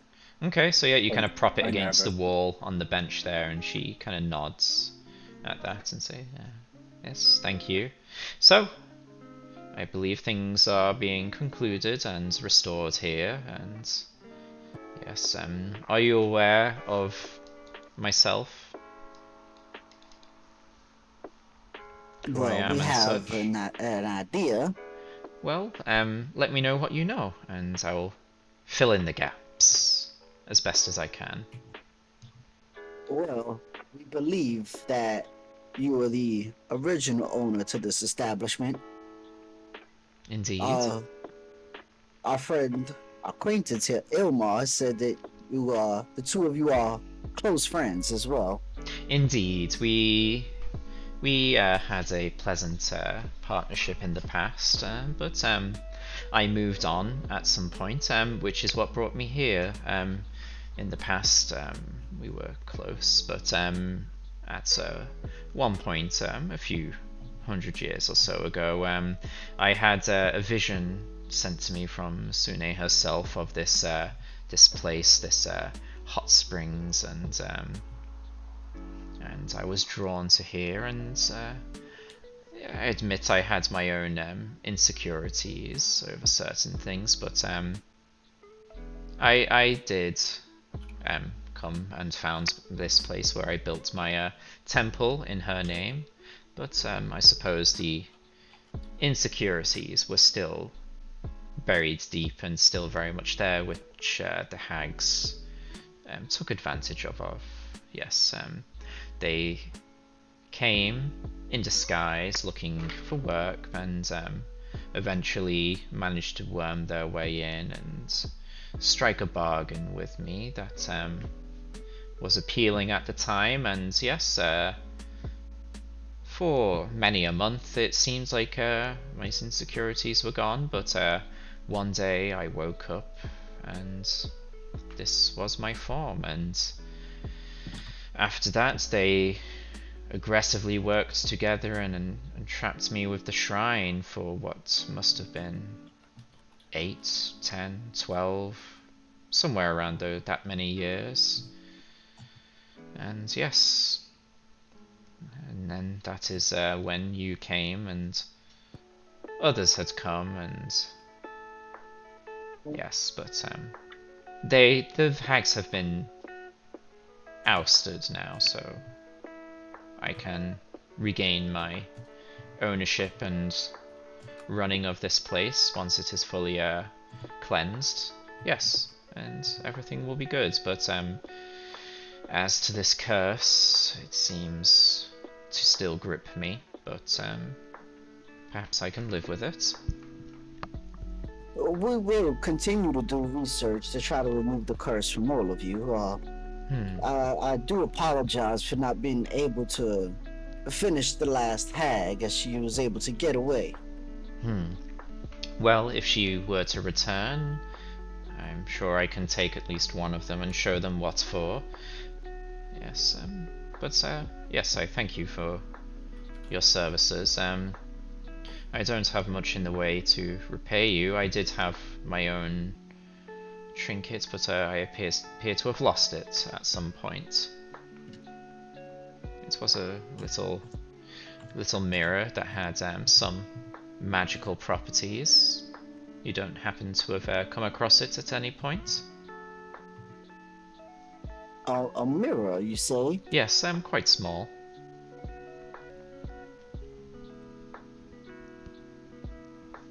Keener and I'll look over at Kane. He won't make it. He's just looking at him, just seeing what he says.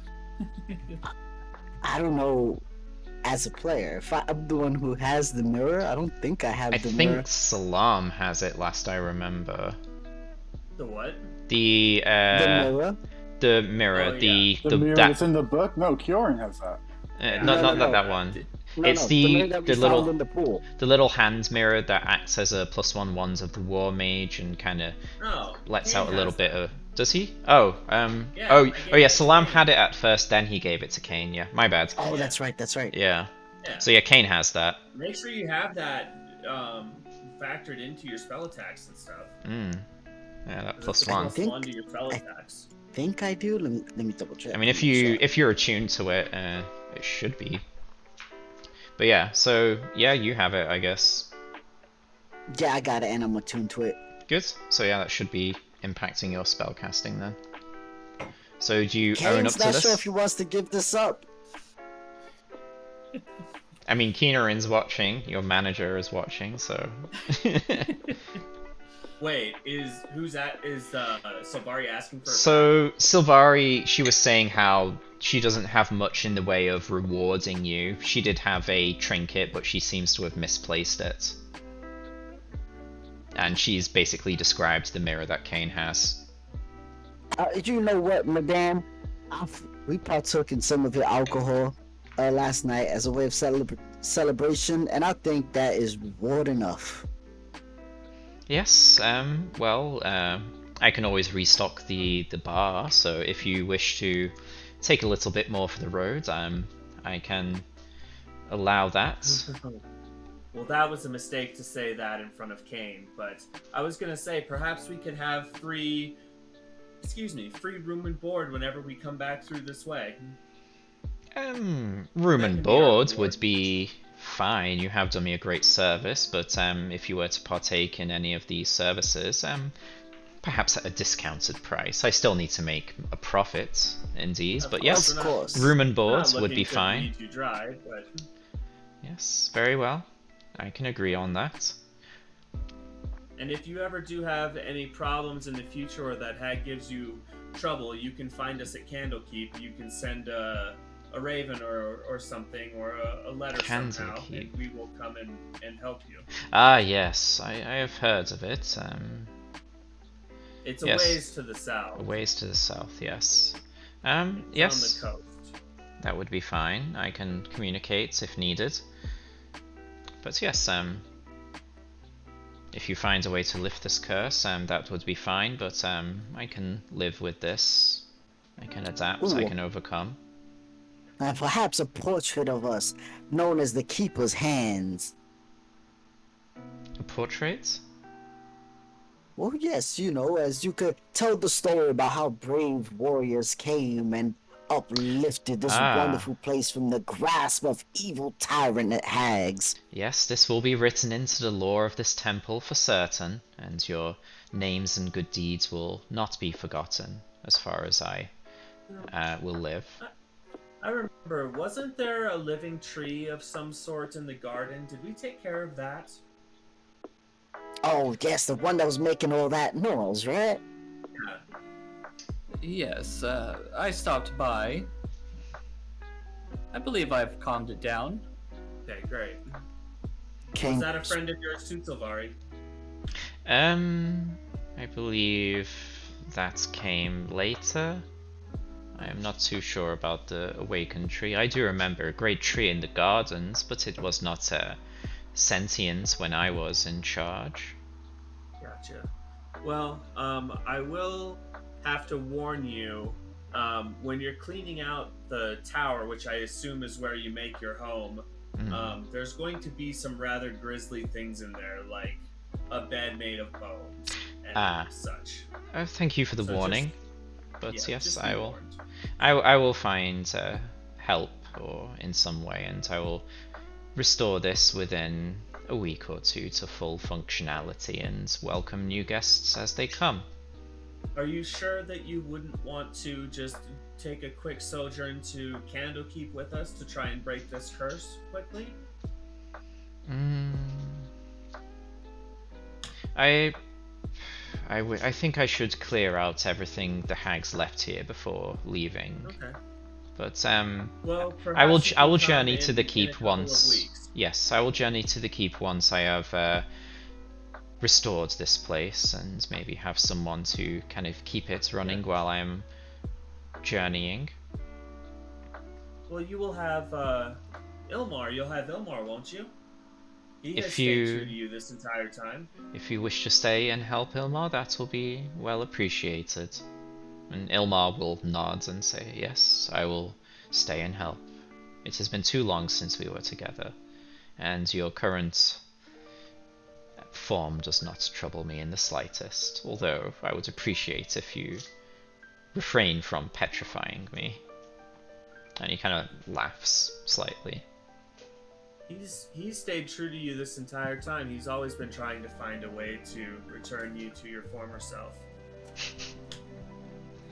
Yes, if she can return to her previous form, that would be preferable.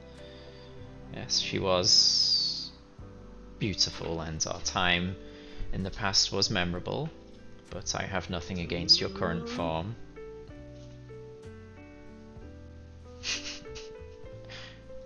When you make out with the Medusa, do you have to kiss all the heads so they don't get jealous of each other? A question for the sages, for sure.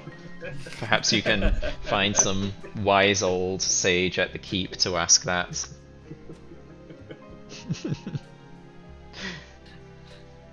Alright, so yeah. she's got a bit more of petrification to work off, so she'll stay in the waters until that's done. But then she'll get the help of Ilmar, maybe find some other people, and start kind of clearing things out and restoring everything to its full working order. So yeah. Kane will go just sit in a chair and try to get this hangover to go away. And then once it goes away, he'll continue to drink. Okay. Bjorn, we were talking about perhaps spending an extra day, maybe 2 here to recuperate, mostly for Chadwick's sake. We were going to try and see if perhaps the healing powers of this pool would help with his condition. You'll see Kinoran. He goes to maybe like, you know, we have to get back and report, but maybe he sees the look in everyone's eyes and he just, yes, I suppose that she'll be fine. We needed to run it by our manager, of course. So. I can't remember what the contract said for annual leave, how many days you get.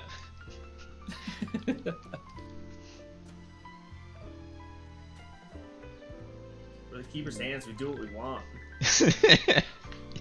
Sure. But there's still Just burning books, I guess. Yeah, the contract is still in place for kind of like lodging and the cost of that. As far as you're aware. I mean, you haven't tried to leave yet, but yeah.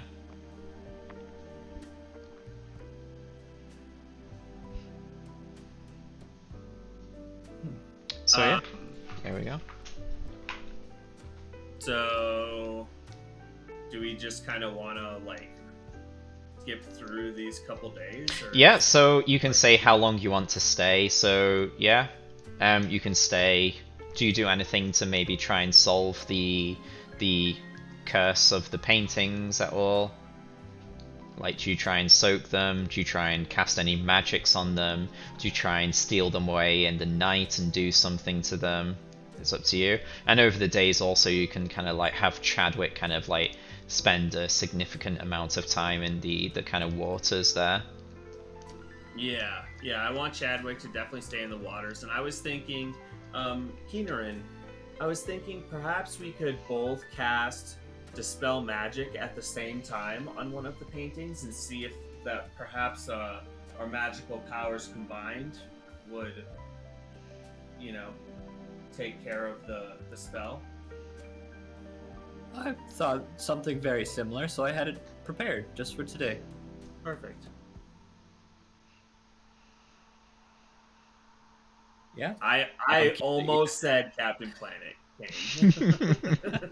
By our powers combined, we create Captain Planet. Okay. Yeah, Kinoran is definitely down to attempting this. Okay. Let me see regarding the portraits and Dispel Magic.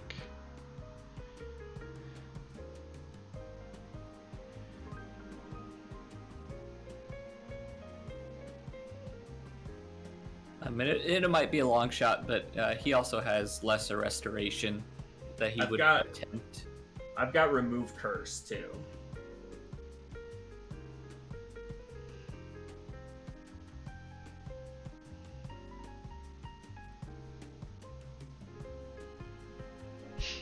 So you can also spend a bit of time to kind of study the paintings.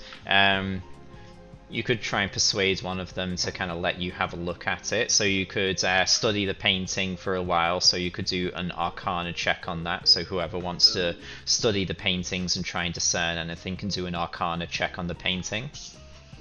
Kane will try it with Falthrax since he feels he's closest to Falthrax than anyone else. Mm-hmm. Yeah, so maybe you use your connection with Miss Nis to kind of get him to let you look at the painting and investigate. Can I assist him with that?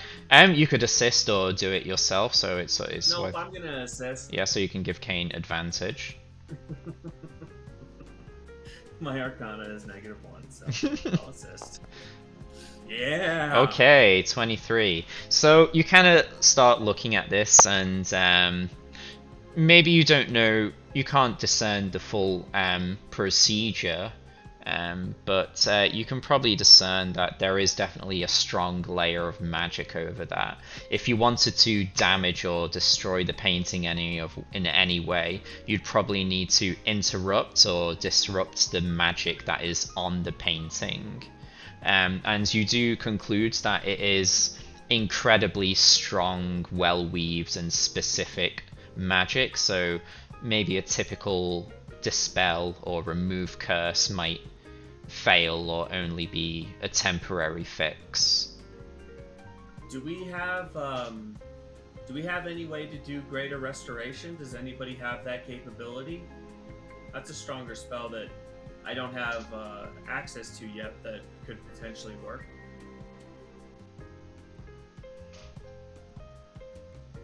I think the only one with the capabilities might be Chadwick. Chadwick, Oh, let's see. Do you have greater restoration? He has Nobody the else wish knows spell. the way we can cast greater restoration. Chadwick I does know, not so- have greater restoration. He could banish them to another dimension, but yeah. I'm asking this in front of like everyone too. So like, would Ilmar be there? If Ilmar was there, he would say, "I have a scroll, but that is a single-use item." It was. So we have to decide who gets it.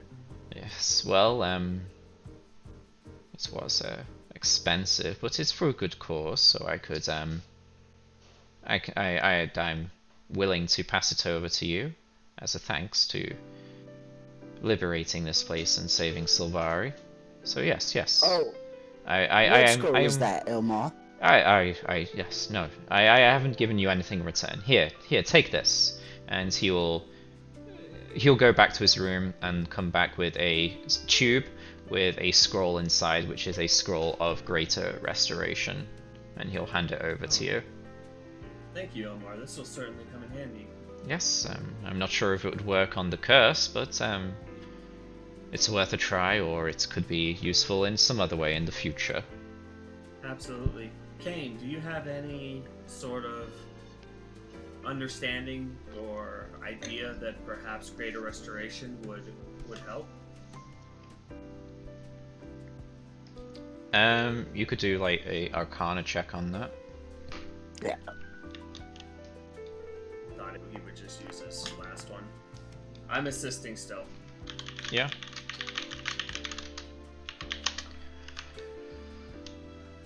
Where are we? From a natural 1 to a 14. 14. You haven't cast a spell yourself yet, so you're not particularly sure on the full extent of its effects. But yeah, you know that it can impact some curses, but again, this is a particularly high level, intricate curse, so there's no guarantee. I honestly, instead of wasting this, I honestly think our best bet is to take the paintings and everyone who wants to come with back to Candlekeep, and we can figure it out there. Yes, Candlekeep is a well of knowledge. Somebody somewhere will have to know something. And there are much more capable spellcasters than us there that perhaps have access to higher magics that might be able to break the enchantment upon these paintings. Hey, what was that older gentleman's name? I forgot. The one, Ogre? the custodian of the books, I believe. The older gentleman. I don't remember. I cannot I believe remember. he was in charge of archiving and categorizing the books. Let me check my I remember notes. who you're talking about. Yeah, I can remember as well, but I cannot remember their name. It was probably something stupid. I just remember us being dicks to him. Yeah. It was... It's like Kanoran's best friend, and we find out.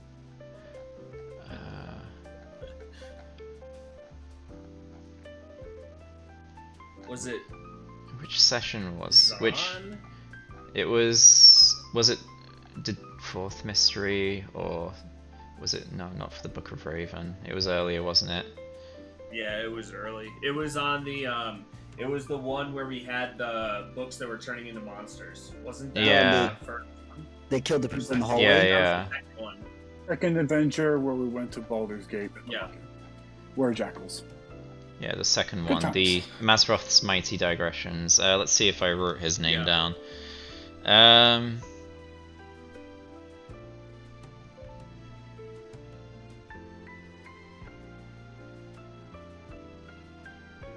Tiddlewick Chompson.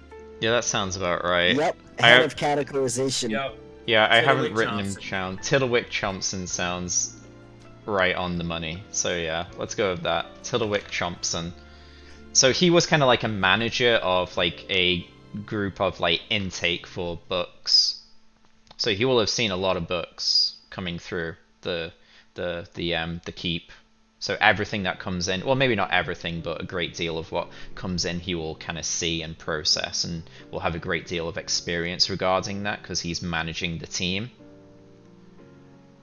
So maybe then he would know where the books go, because Yeah. that's where Kane is thinking about. if you gave him a book or something, he would be able to categorize it and kind of send it to the right place. Then he should be able to point us in the right direction. then. Either he will know or he'll be able to point you in the right direction. Yeah. Cool. Okay. Well, to Candlekeep we go then? Yeah. So you came Let us here. return home for much rest. So you came here through a portal via the book, or you could walk back, which would take. That would take months. It would take months. So I guess you need to find some way to open the portal through the book again. I would say one last thing, Kinnor, during the couple of days, Mm-hmm. he would want to cast a spell called Plant Growth. Mm-hmm. Can I post the info? Yeah. But he'd like to do the last paragraph. So over 8 hours you enrich the lands or plants, and half an hour enrich Yeah, for the specifically centered on the Hmm. specifically centered on the garden here. So yeah, maybe you spend an afternoon and some doing this, or you maybe kind of spread it out over a couple of days. So you kind of do this, and this definitely helps cleanse some of the stank that the hags kind of seeped into this place. Yeah, some of that bad stank.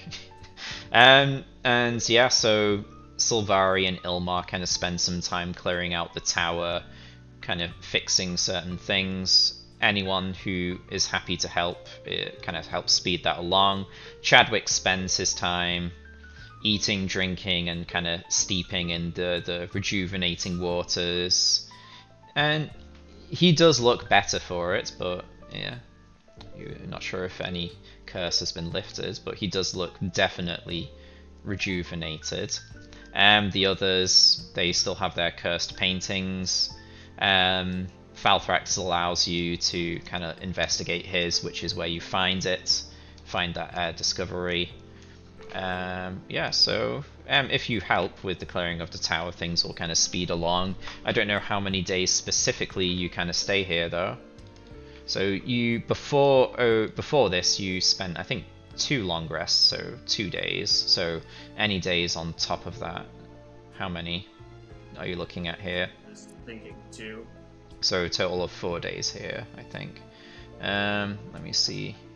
And I wasn't here for when they used the book to teleport here, so what was the deal with that?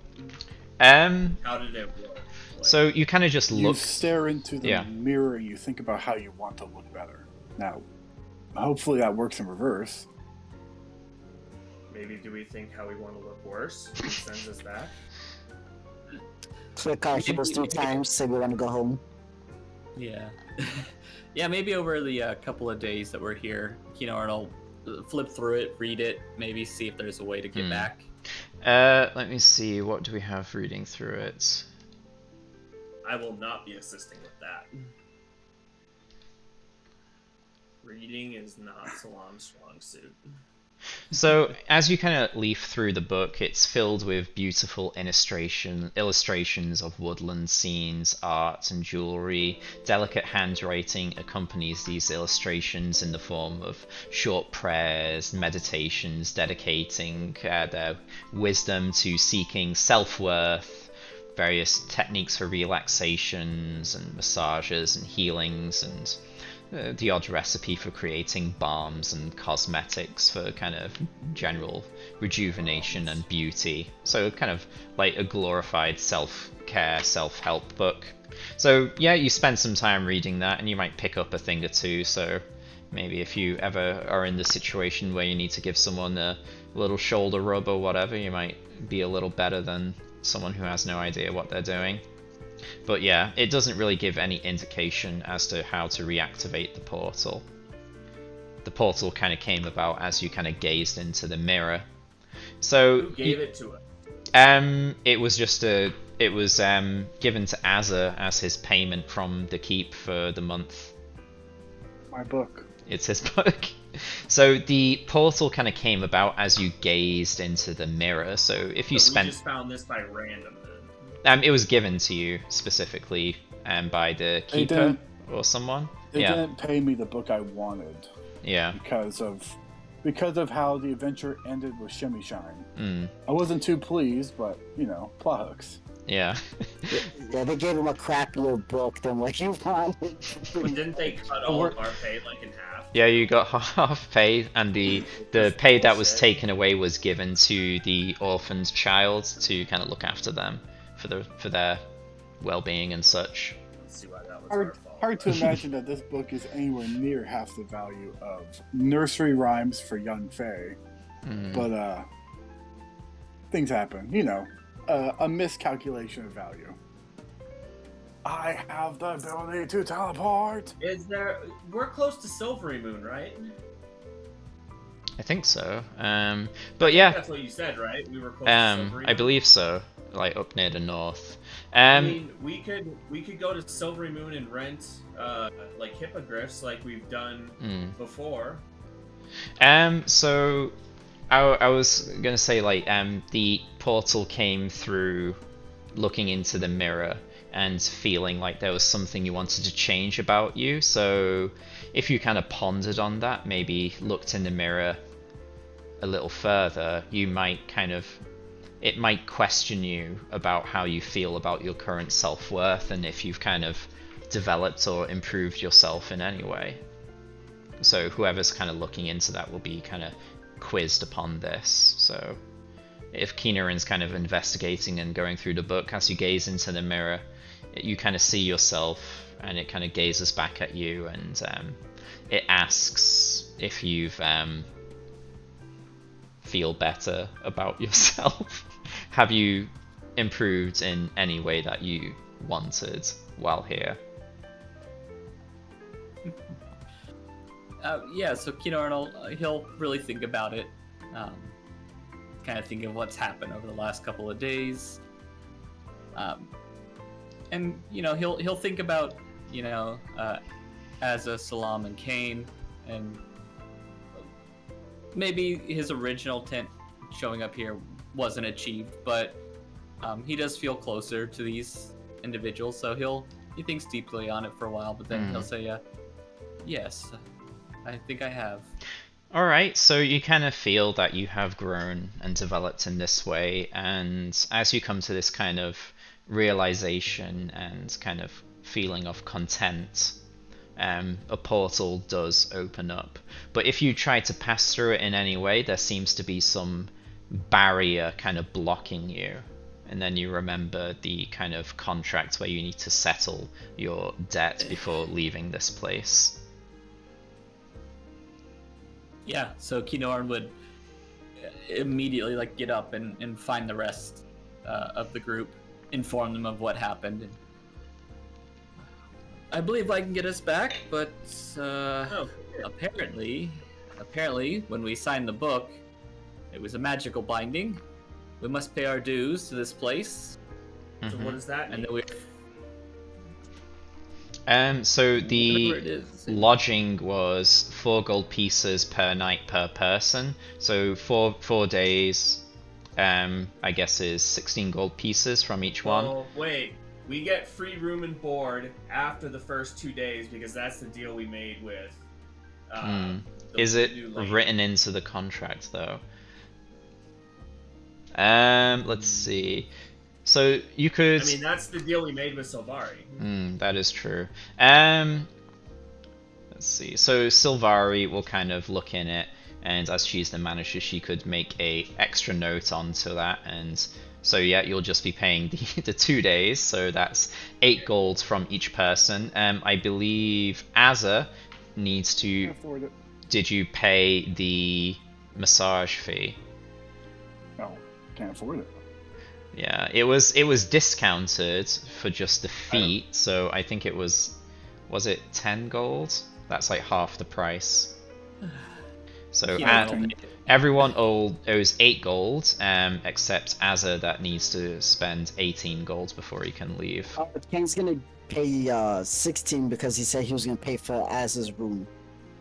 Okay. So I'm gonna minus the 16 gold for myself. Okay. So yeah, basically everyone settles their debts, and yeah.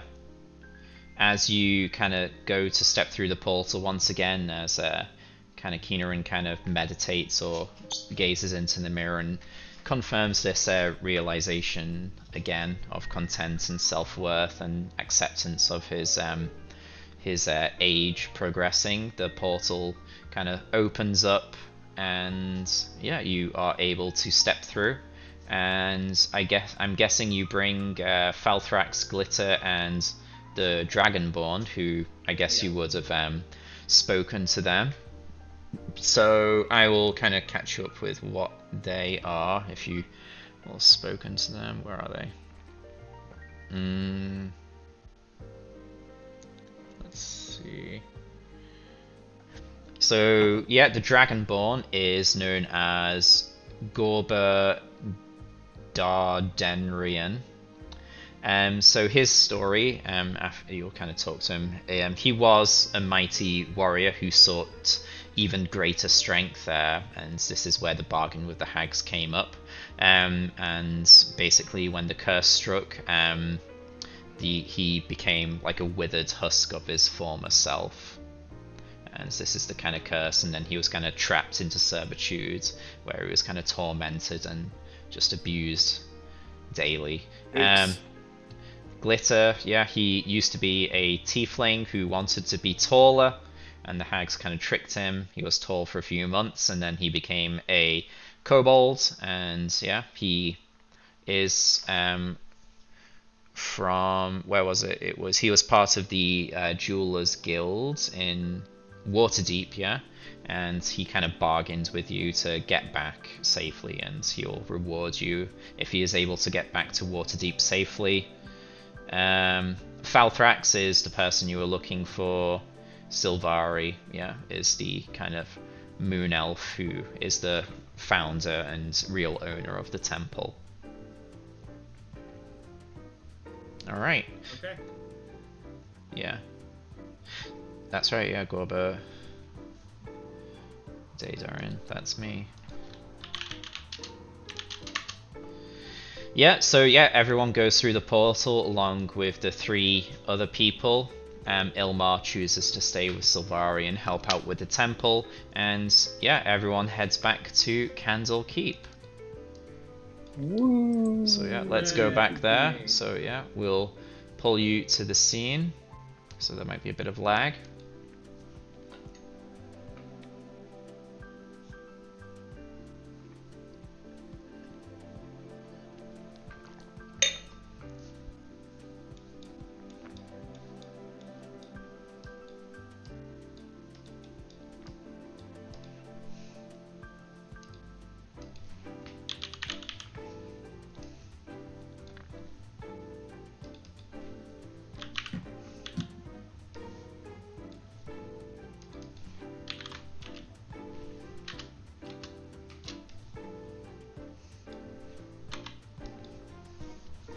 Okay.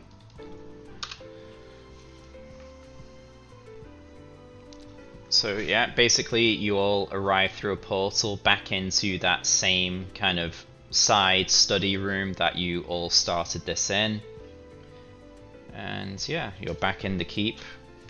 And yeah, it's probably a good idea, well, Keenerin, especially, you kind of feel like it's a good idea to report back to the Keeper and kind of bring him up to speed as to what happened and kind of present your report on the party's performance. All of us don't have to meet with the Keeper anymore. Keenerin just has to do it himself. I guess it's up to you. Kane will still go. I mean, Salam, I remember you still need to go to the smithy and pick up your commissioned item, and you wanted to go speak to the Sun Elf, I believe, from the previous mystery. Can't remember off the top of my head. Yeah. I've got it in here. Yeah. So yeah, everyone arrives back, and yeah, you can do what you will to kind of wrap up this campaign and kind of see for the people to get the curse dealt with. Oh yes, and yeah, at the conclusion of this campaign, everyone does, this mystery, everyone does go up to level 6. So yeah. Oh, I was just being a little asshole.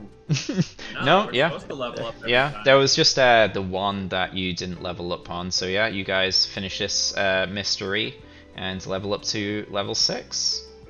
Dope. I would also, while I'm at the blacksmith picking up the stuff, I would show them the scale mail and the short swords and see how much they would buy them for. Okay, let me have a look here.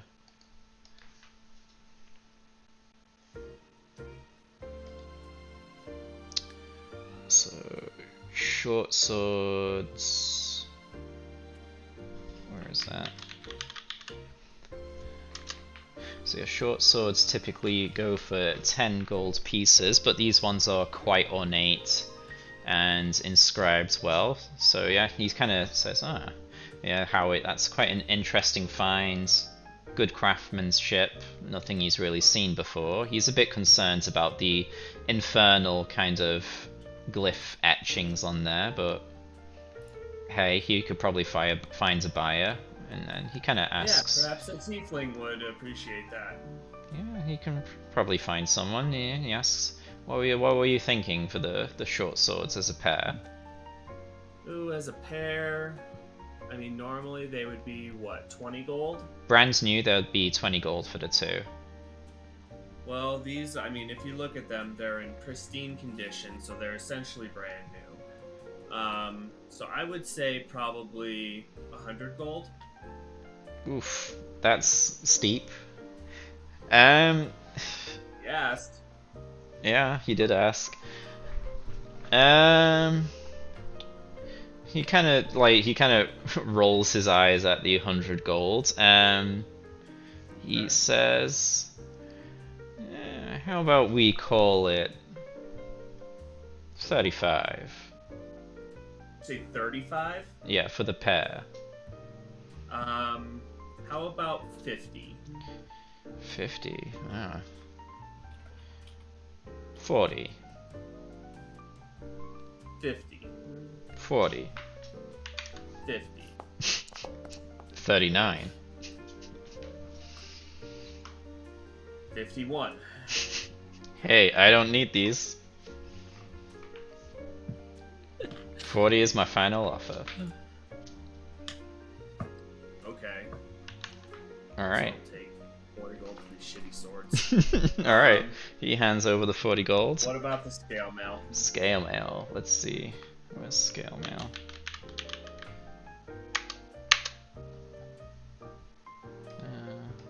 Gear.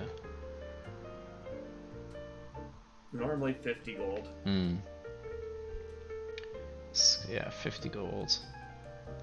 So yeah, it's quite ornate, and yeah, it's custom made. He says, yeah, usually for someone with a tail, big. Maybe I could find myself a tiefling and flog it with the swords. Tabaxis also have tails, you realize. Yeah, they do, they do. I mean, why don't you wear it then? I have better armor. That's fair, that's fair. Stronger armor. I mean, this is for somebody a little more dexterous. I'm more of a frontline fighter, so I wear heavier armor than this. I get that, I get that. Okay, okay. Let's say 70 gold. This again? Let's just... You did double on the other one, so let's just call it 100 and be done with this. Okay, you're busting my balls here. Alright. 100 gold. Great. And thank you for this fine craftsmanship on this pendant. How much do I owe you for that? I'll work that out and let you know. I mean, it was made from like diamonds and shit, wasn't it? Yeah. There was yeah, I think there was one diamond. Yeah, I did write something for this. Let me find it. Yeah, so I kind of wrote, so a sizable pendant made of platinum hangs on an elegant but strong chain of platinum. The pendant is a crescent moon surrounded by a number of stars with a tiny twinkling gem in each one. In the opening of the crescent moon rests a shooting star made of a small diamond and its trail made up of crushed up shards of diamonds. So that's kind of what he's commissioned there for you. So I can... You kind of gave him some of the resources for that, didn't he? Yeah, didn't I you? did. I totally did, yeah. So, I'm not sure. The only thing I didn't have was the small gemstones and the diamond. So it'll be a small diamond. Let me see. Yeah, a very small diamond. Like, not an expensive diamond at all. Very small. How much would that cost? So viable gemstones. Big diamonds. 50 gold pieces, so a small one.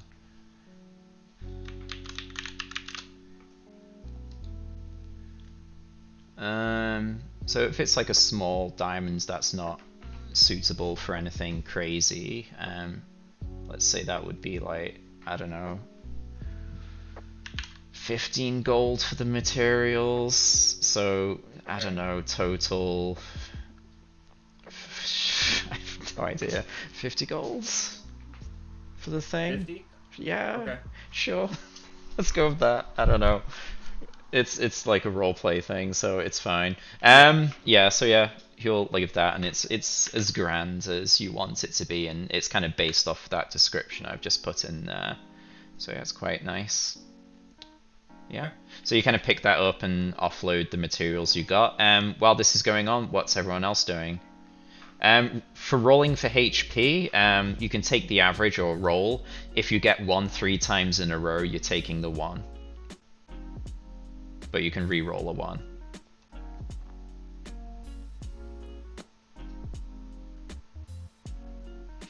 Alright.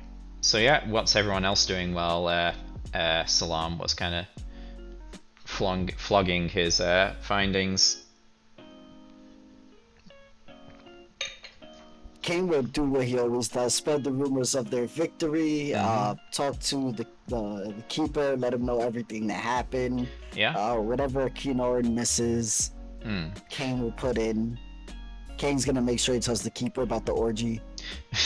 Alright, so I guess Kinorin goes with Falthrax, Gorbert, and Glitter, and Missness accompanies Falthrax as well. Chadwick will go as well to the keeper, so... Azza, do you go with the keeper as well?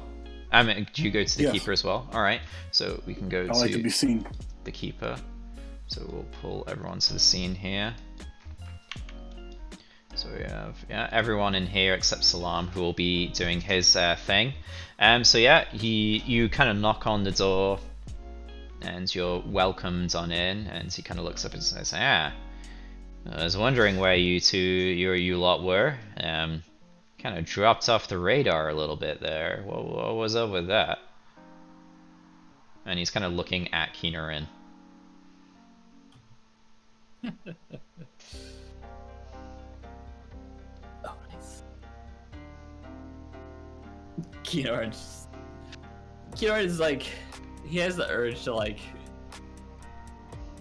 do his job, but at the same time, like he's made friends with these folks, so he's willing to kind of slightly bend the truth and stuff like that.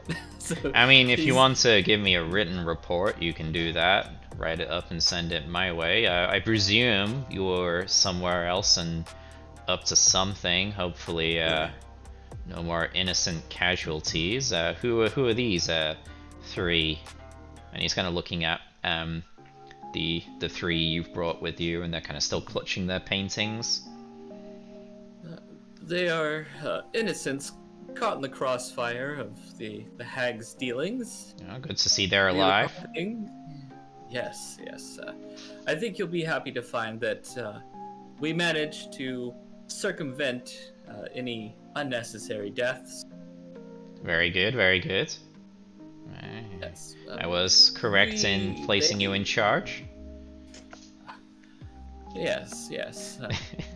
I believe you were very wise in that decision. Yeah, I am the keeper. Yes.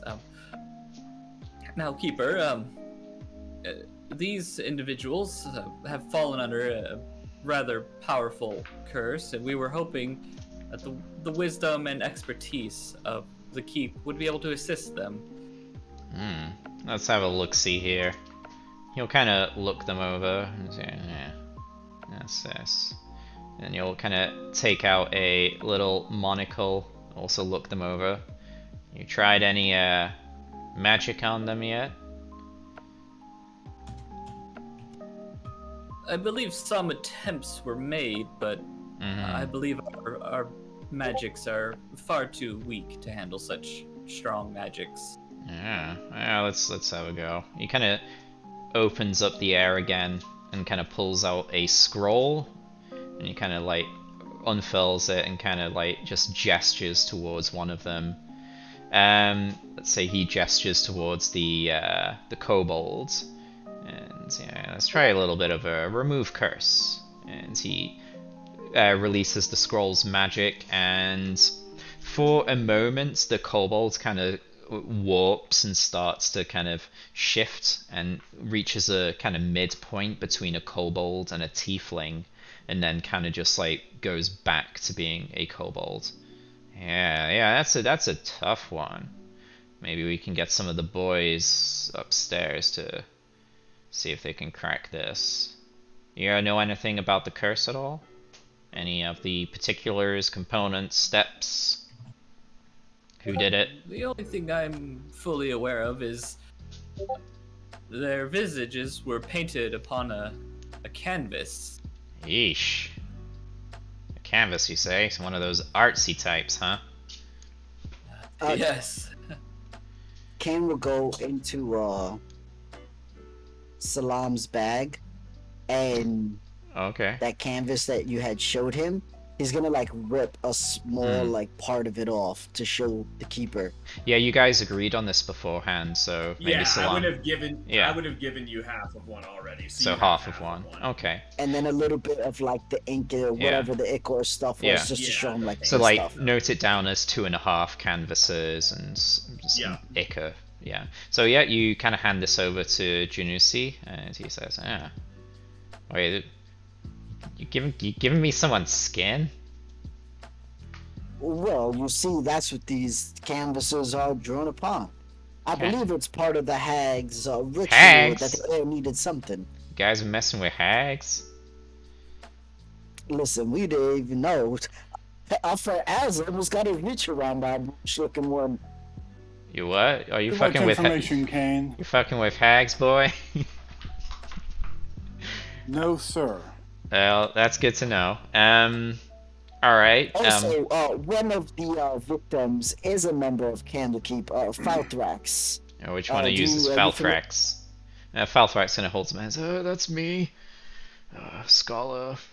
Yes, pretty low down. You might not know me. Yes. Well... And also, Miss accompanied us, and she helped us along. And I must say her performance was exceptional. She should be due for a promotion. Do you now? Yeah. Well, I'll keep that in mind, and yeah, we'll send this up to the boys upstairs in the lab, and we'll get to cracking this curse and documenting everything we can. Yeah, Kinorin, just send me a detailed report on everything that went down, all the details you can remember. Yeah, and how the group did, and yeah, everything's Gucci. Yeah. Of course. Gucci. Gucci, yeah. There's Gucci in the Forgotten Realms. It's a foreign language. Yeah. Yeah, it's like a race, like the Modrons, like they're like the most good, lawful good race in the Forgotten Realms, the Gucci's. Let's go with that. That's not canon. No, it's canon. We'll visit the Gucci's. Alright. So yeah, I've been wondering where you are. I got a assignment if you guys are interested. Of course, let us know. It's your job to be interested, but yeah. So, where are we? Let's see. So that's concluded. So we'll go on to this one now. Alright, so he will hand you this. So let's see, book of cylinders. That shouldn't look like a book, is it? Oh no, yeah, that's how it works. So yeah, he hands you this kind of hefty tome here. So the book, yeah. So we'll open this up, and then so opening it up, you find this. So it looks like a hefty tome book, but when you open it, you find inside a number of wooden cylinders. Okay. So, yeah, we were kind of commissioned to find these for someone we have close relations to. So for a time, Candlekeep has long relied on a community of Gripply off to the north. They kind of supply us with our fresh seafood for the kitchens. You all familiar with the Gripply? Not intimately. Well, you know, kind of grungs, that kind of thing. You know, frog people. Yeah, so these frog folk, typically they supply us with our seafood. They usually raise giant crabs as livestock in some offshore pens, and then they trade their meat and other salvageable parts when we need it. And yeah, they're pretty good. Pretty close, steady relationship. And they did kind of commission us to find this relic. It's a relic of theirs from the past. It went missing, pilfered or something, and we've finally found it. So we need it delivering, but also it kind of brings us to our next point. We have been a steady customer for their seafood, but over the last few weeks, the trade has lessened, let's say, and it's kind of lessened to the point where we've pretty much missed the last 2 weeks of shipments from them, and we kind of put out a few feelers while you guys were missing, and we've kind of gotten word that something has gone on, some sort of snakes or something has been seen near their village, but so yeah, something seems to be going on. So I want you to deliver this to them and see what's going on and find out where our missing shipments are. So yeah, that's what we need from you for your next assignment as the Keeper's hands. Which one? Which one was it again? Keeper's fingers? Yeah. It's probably that. So yeah, I've already arranged transportation to get to the village. There's a ship that will take you there. So just need to get to the port, and then yeah, it's a little sail over to the village. Well, let's make our preparations and Yep. be Feel on free our way. to rest up, make your preparations, and then head on off. Yeah, Kinyarin, get that report to me, and we'll update you when we kind of crack that curse. I'll begin working on it right away. Very good. That is all. And yeah, he dismisses you. And you Fun as always. head on out into the keep. The boss always knows how to make one feel appreciated for their labors. Yeah, it seems like he's pleased with what Keenerin has said, but yeah, he's waiting for the detailed report. Favoritism is what I heard. Mm-hmm.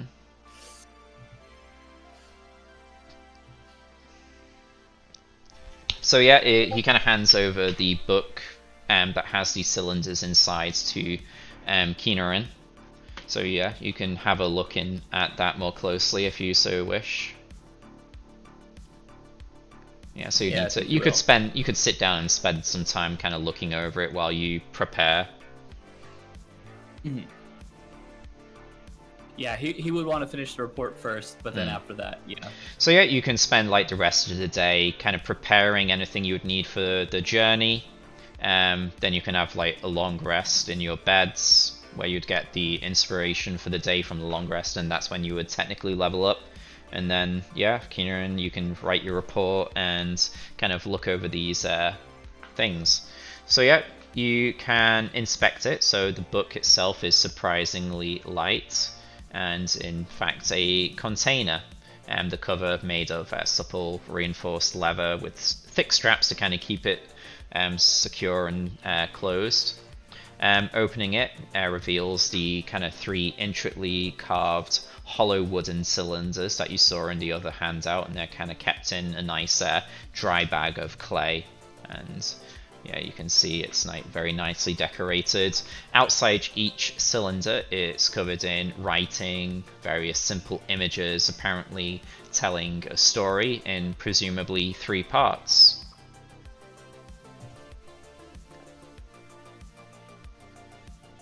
So yeah, you have a book. In the linen bag, you have some dry clay, and then you have 3 cylinders that seem to have like words and images kind of written or carved into them, in fact. Mm-hmm. Okay. Yeah.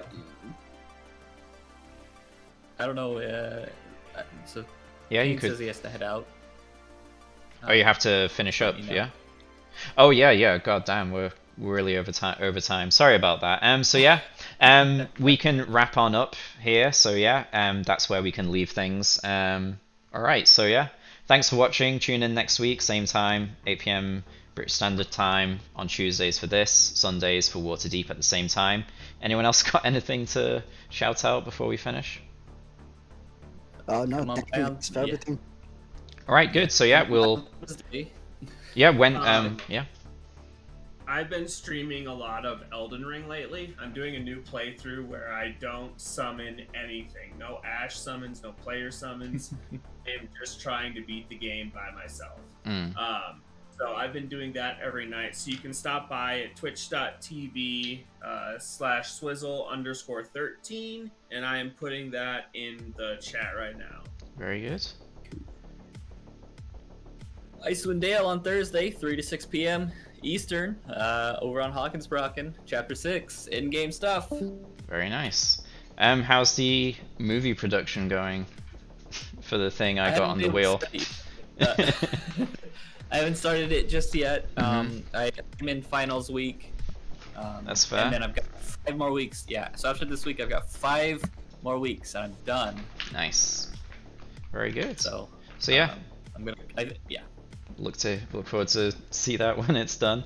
So yeah, I'll see you guys ideas, on ideas. Ideas. Okay. And I do have some stuff I want to say to Varnir, but we can handle that next session. Yeah, so we can pick up next session where you guys prepare, have a look at that book where you have the tubes and the bag of clay, and kind of prepare and set off for the next adventure. So yeah, when you do the long rest, you'll level up, and we'll pick up next week. So yeah, thanks for watching, and see you next time. Sorry I went over time a little bit there. So yeah, no worries. So yeah, see you guys Thursday. So yeah, thanks for watching stream. See you soon. Yeah. Bye bye.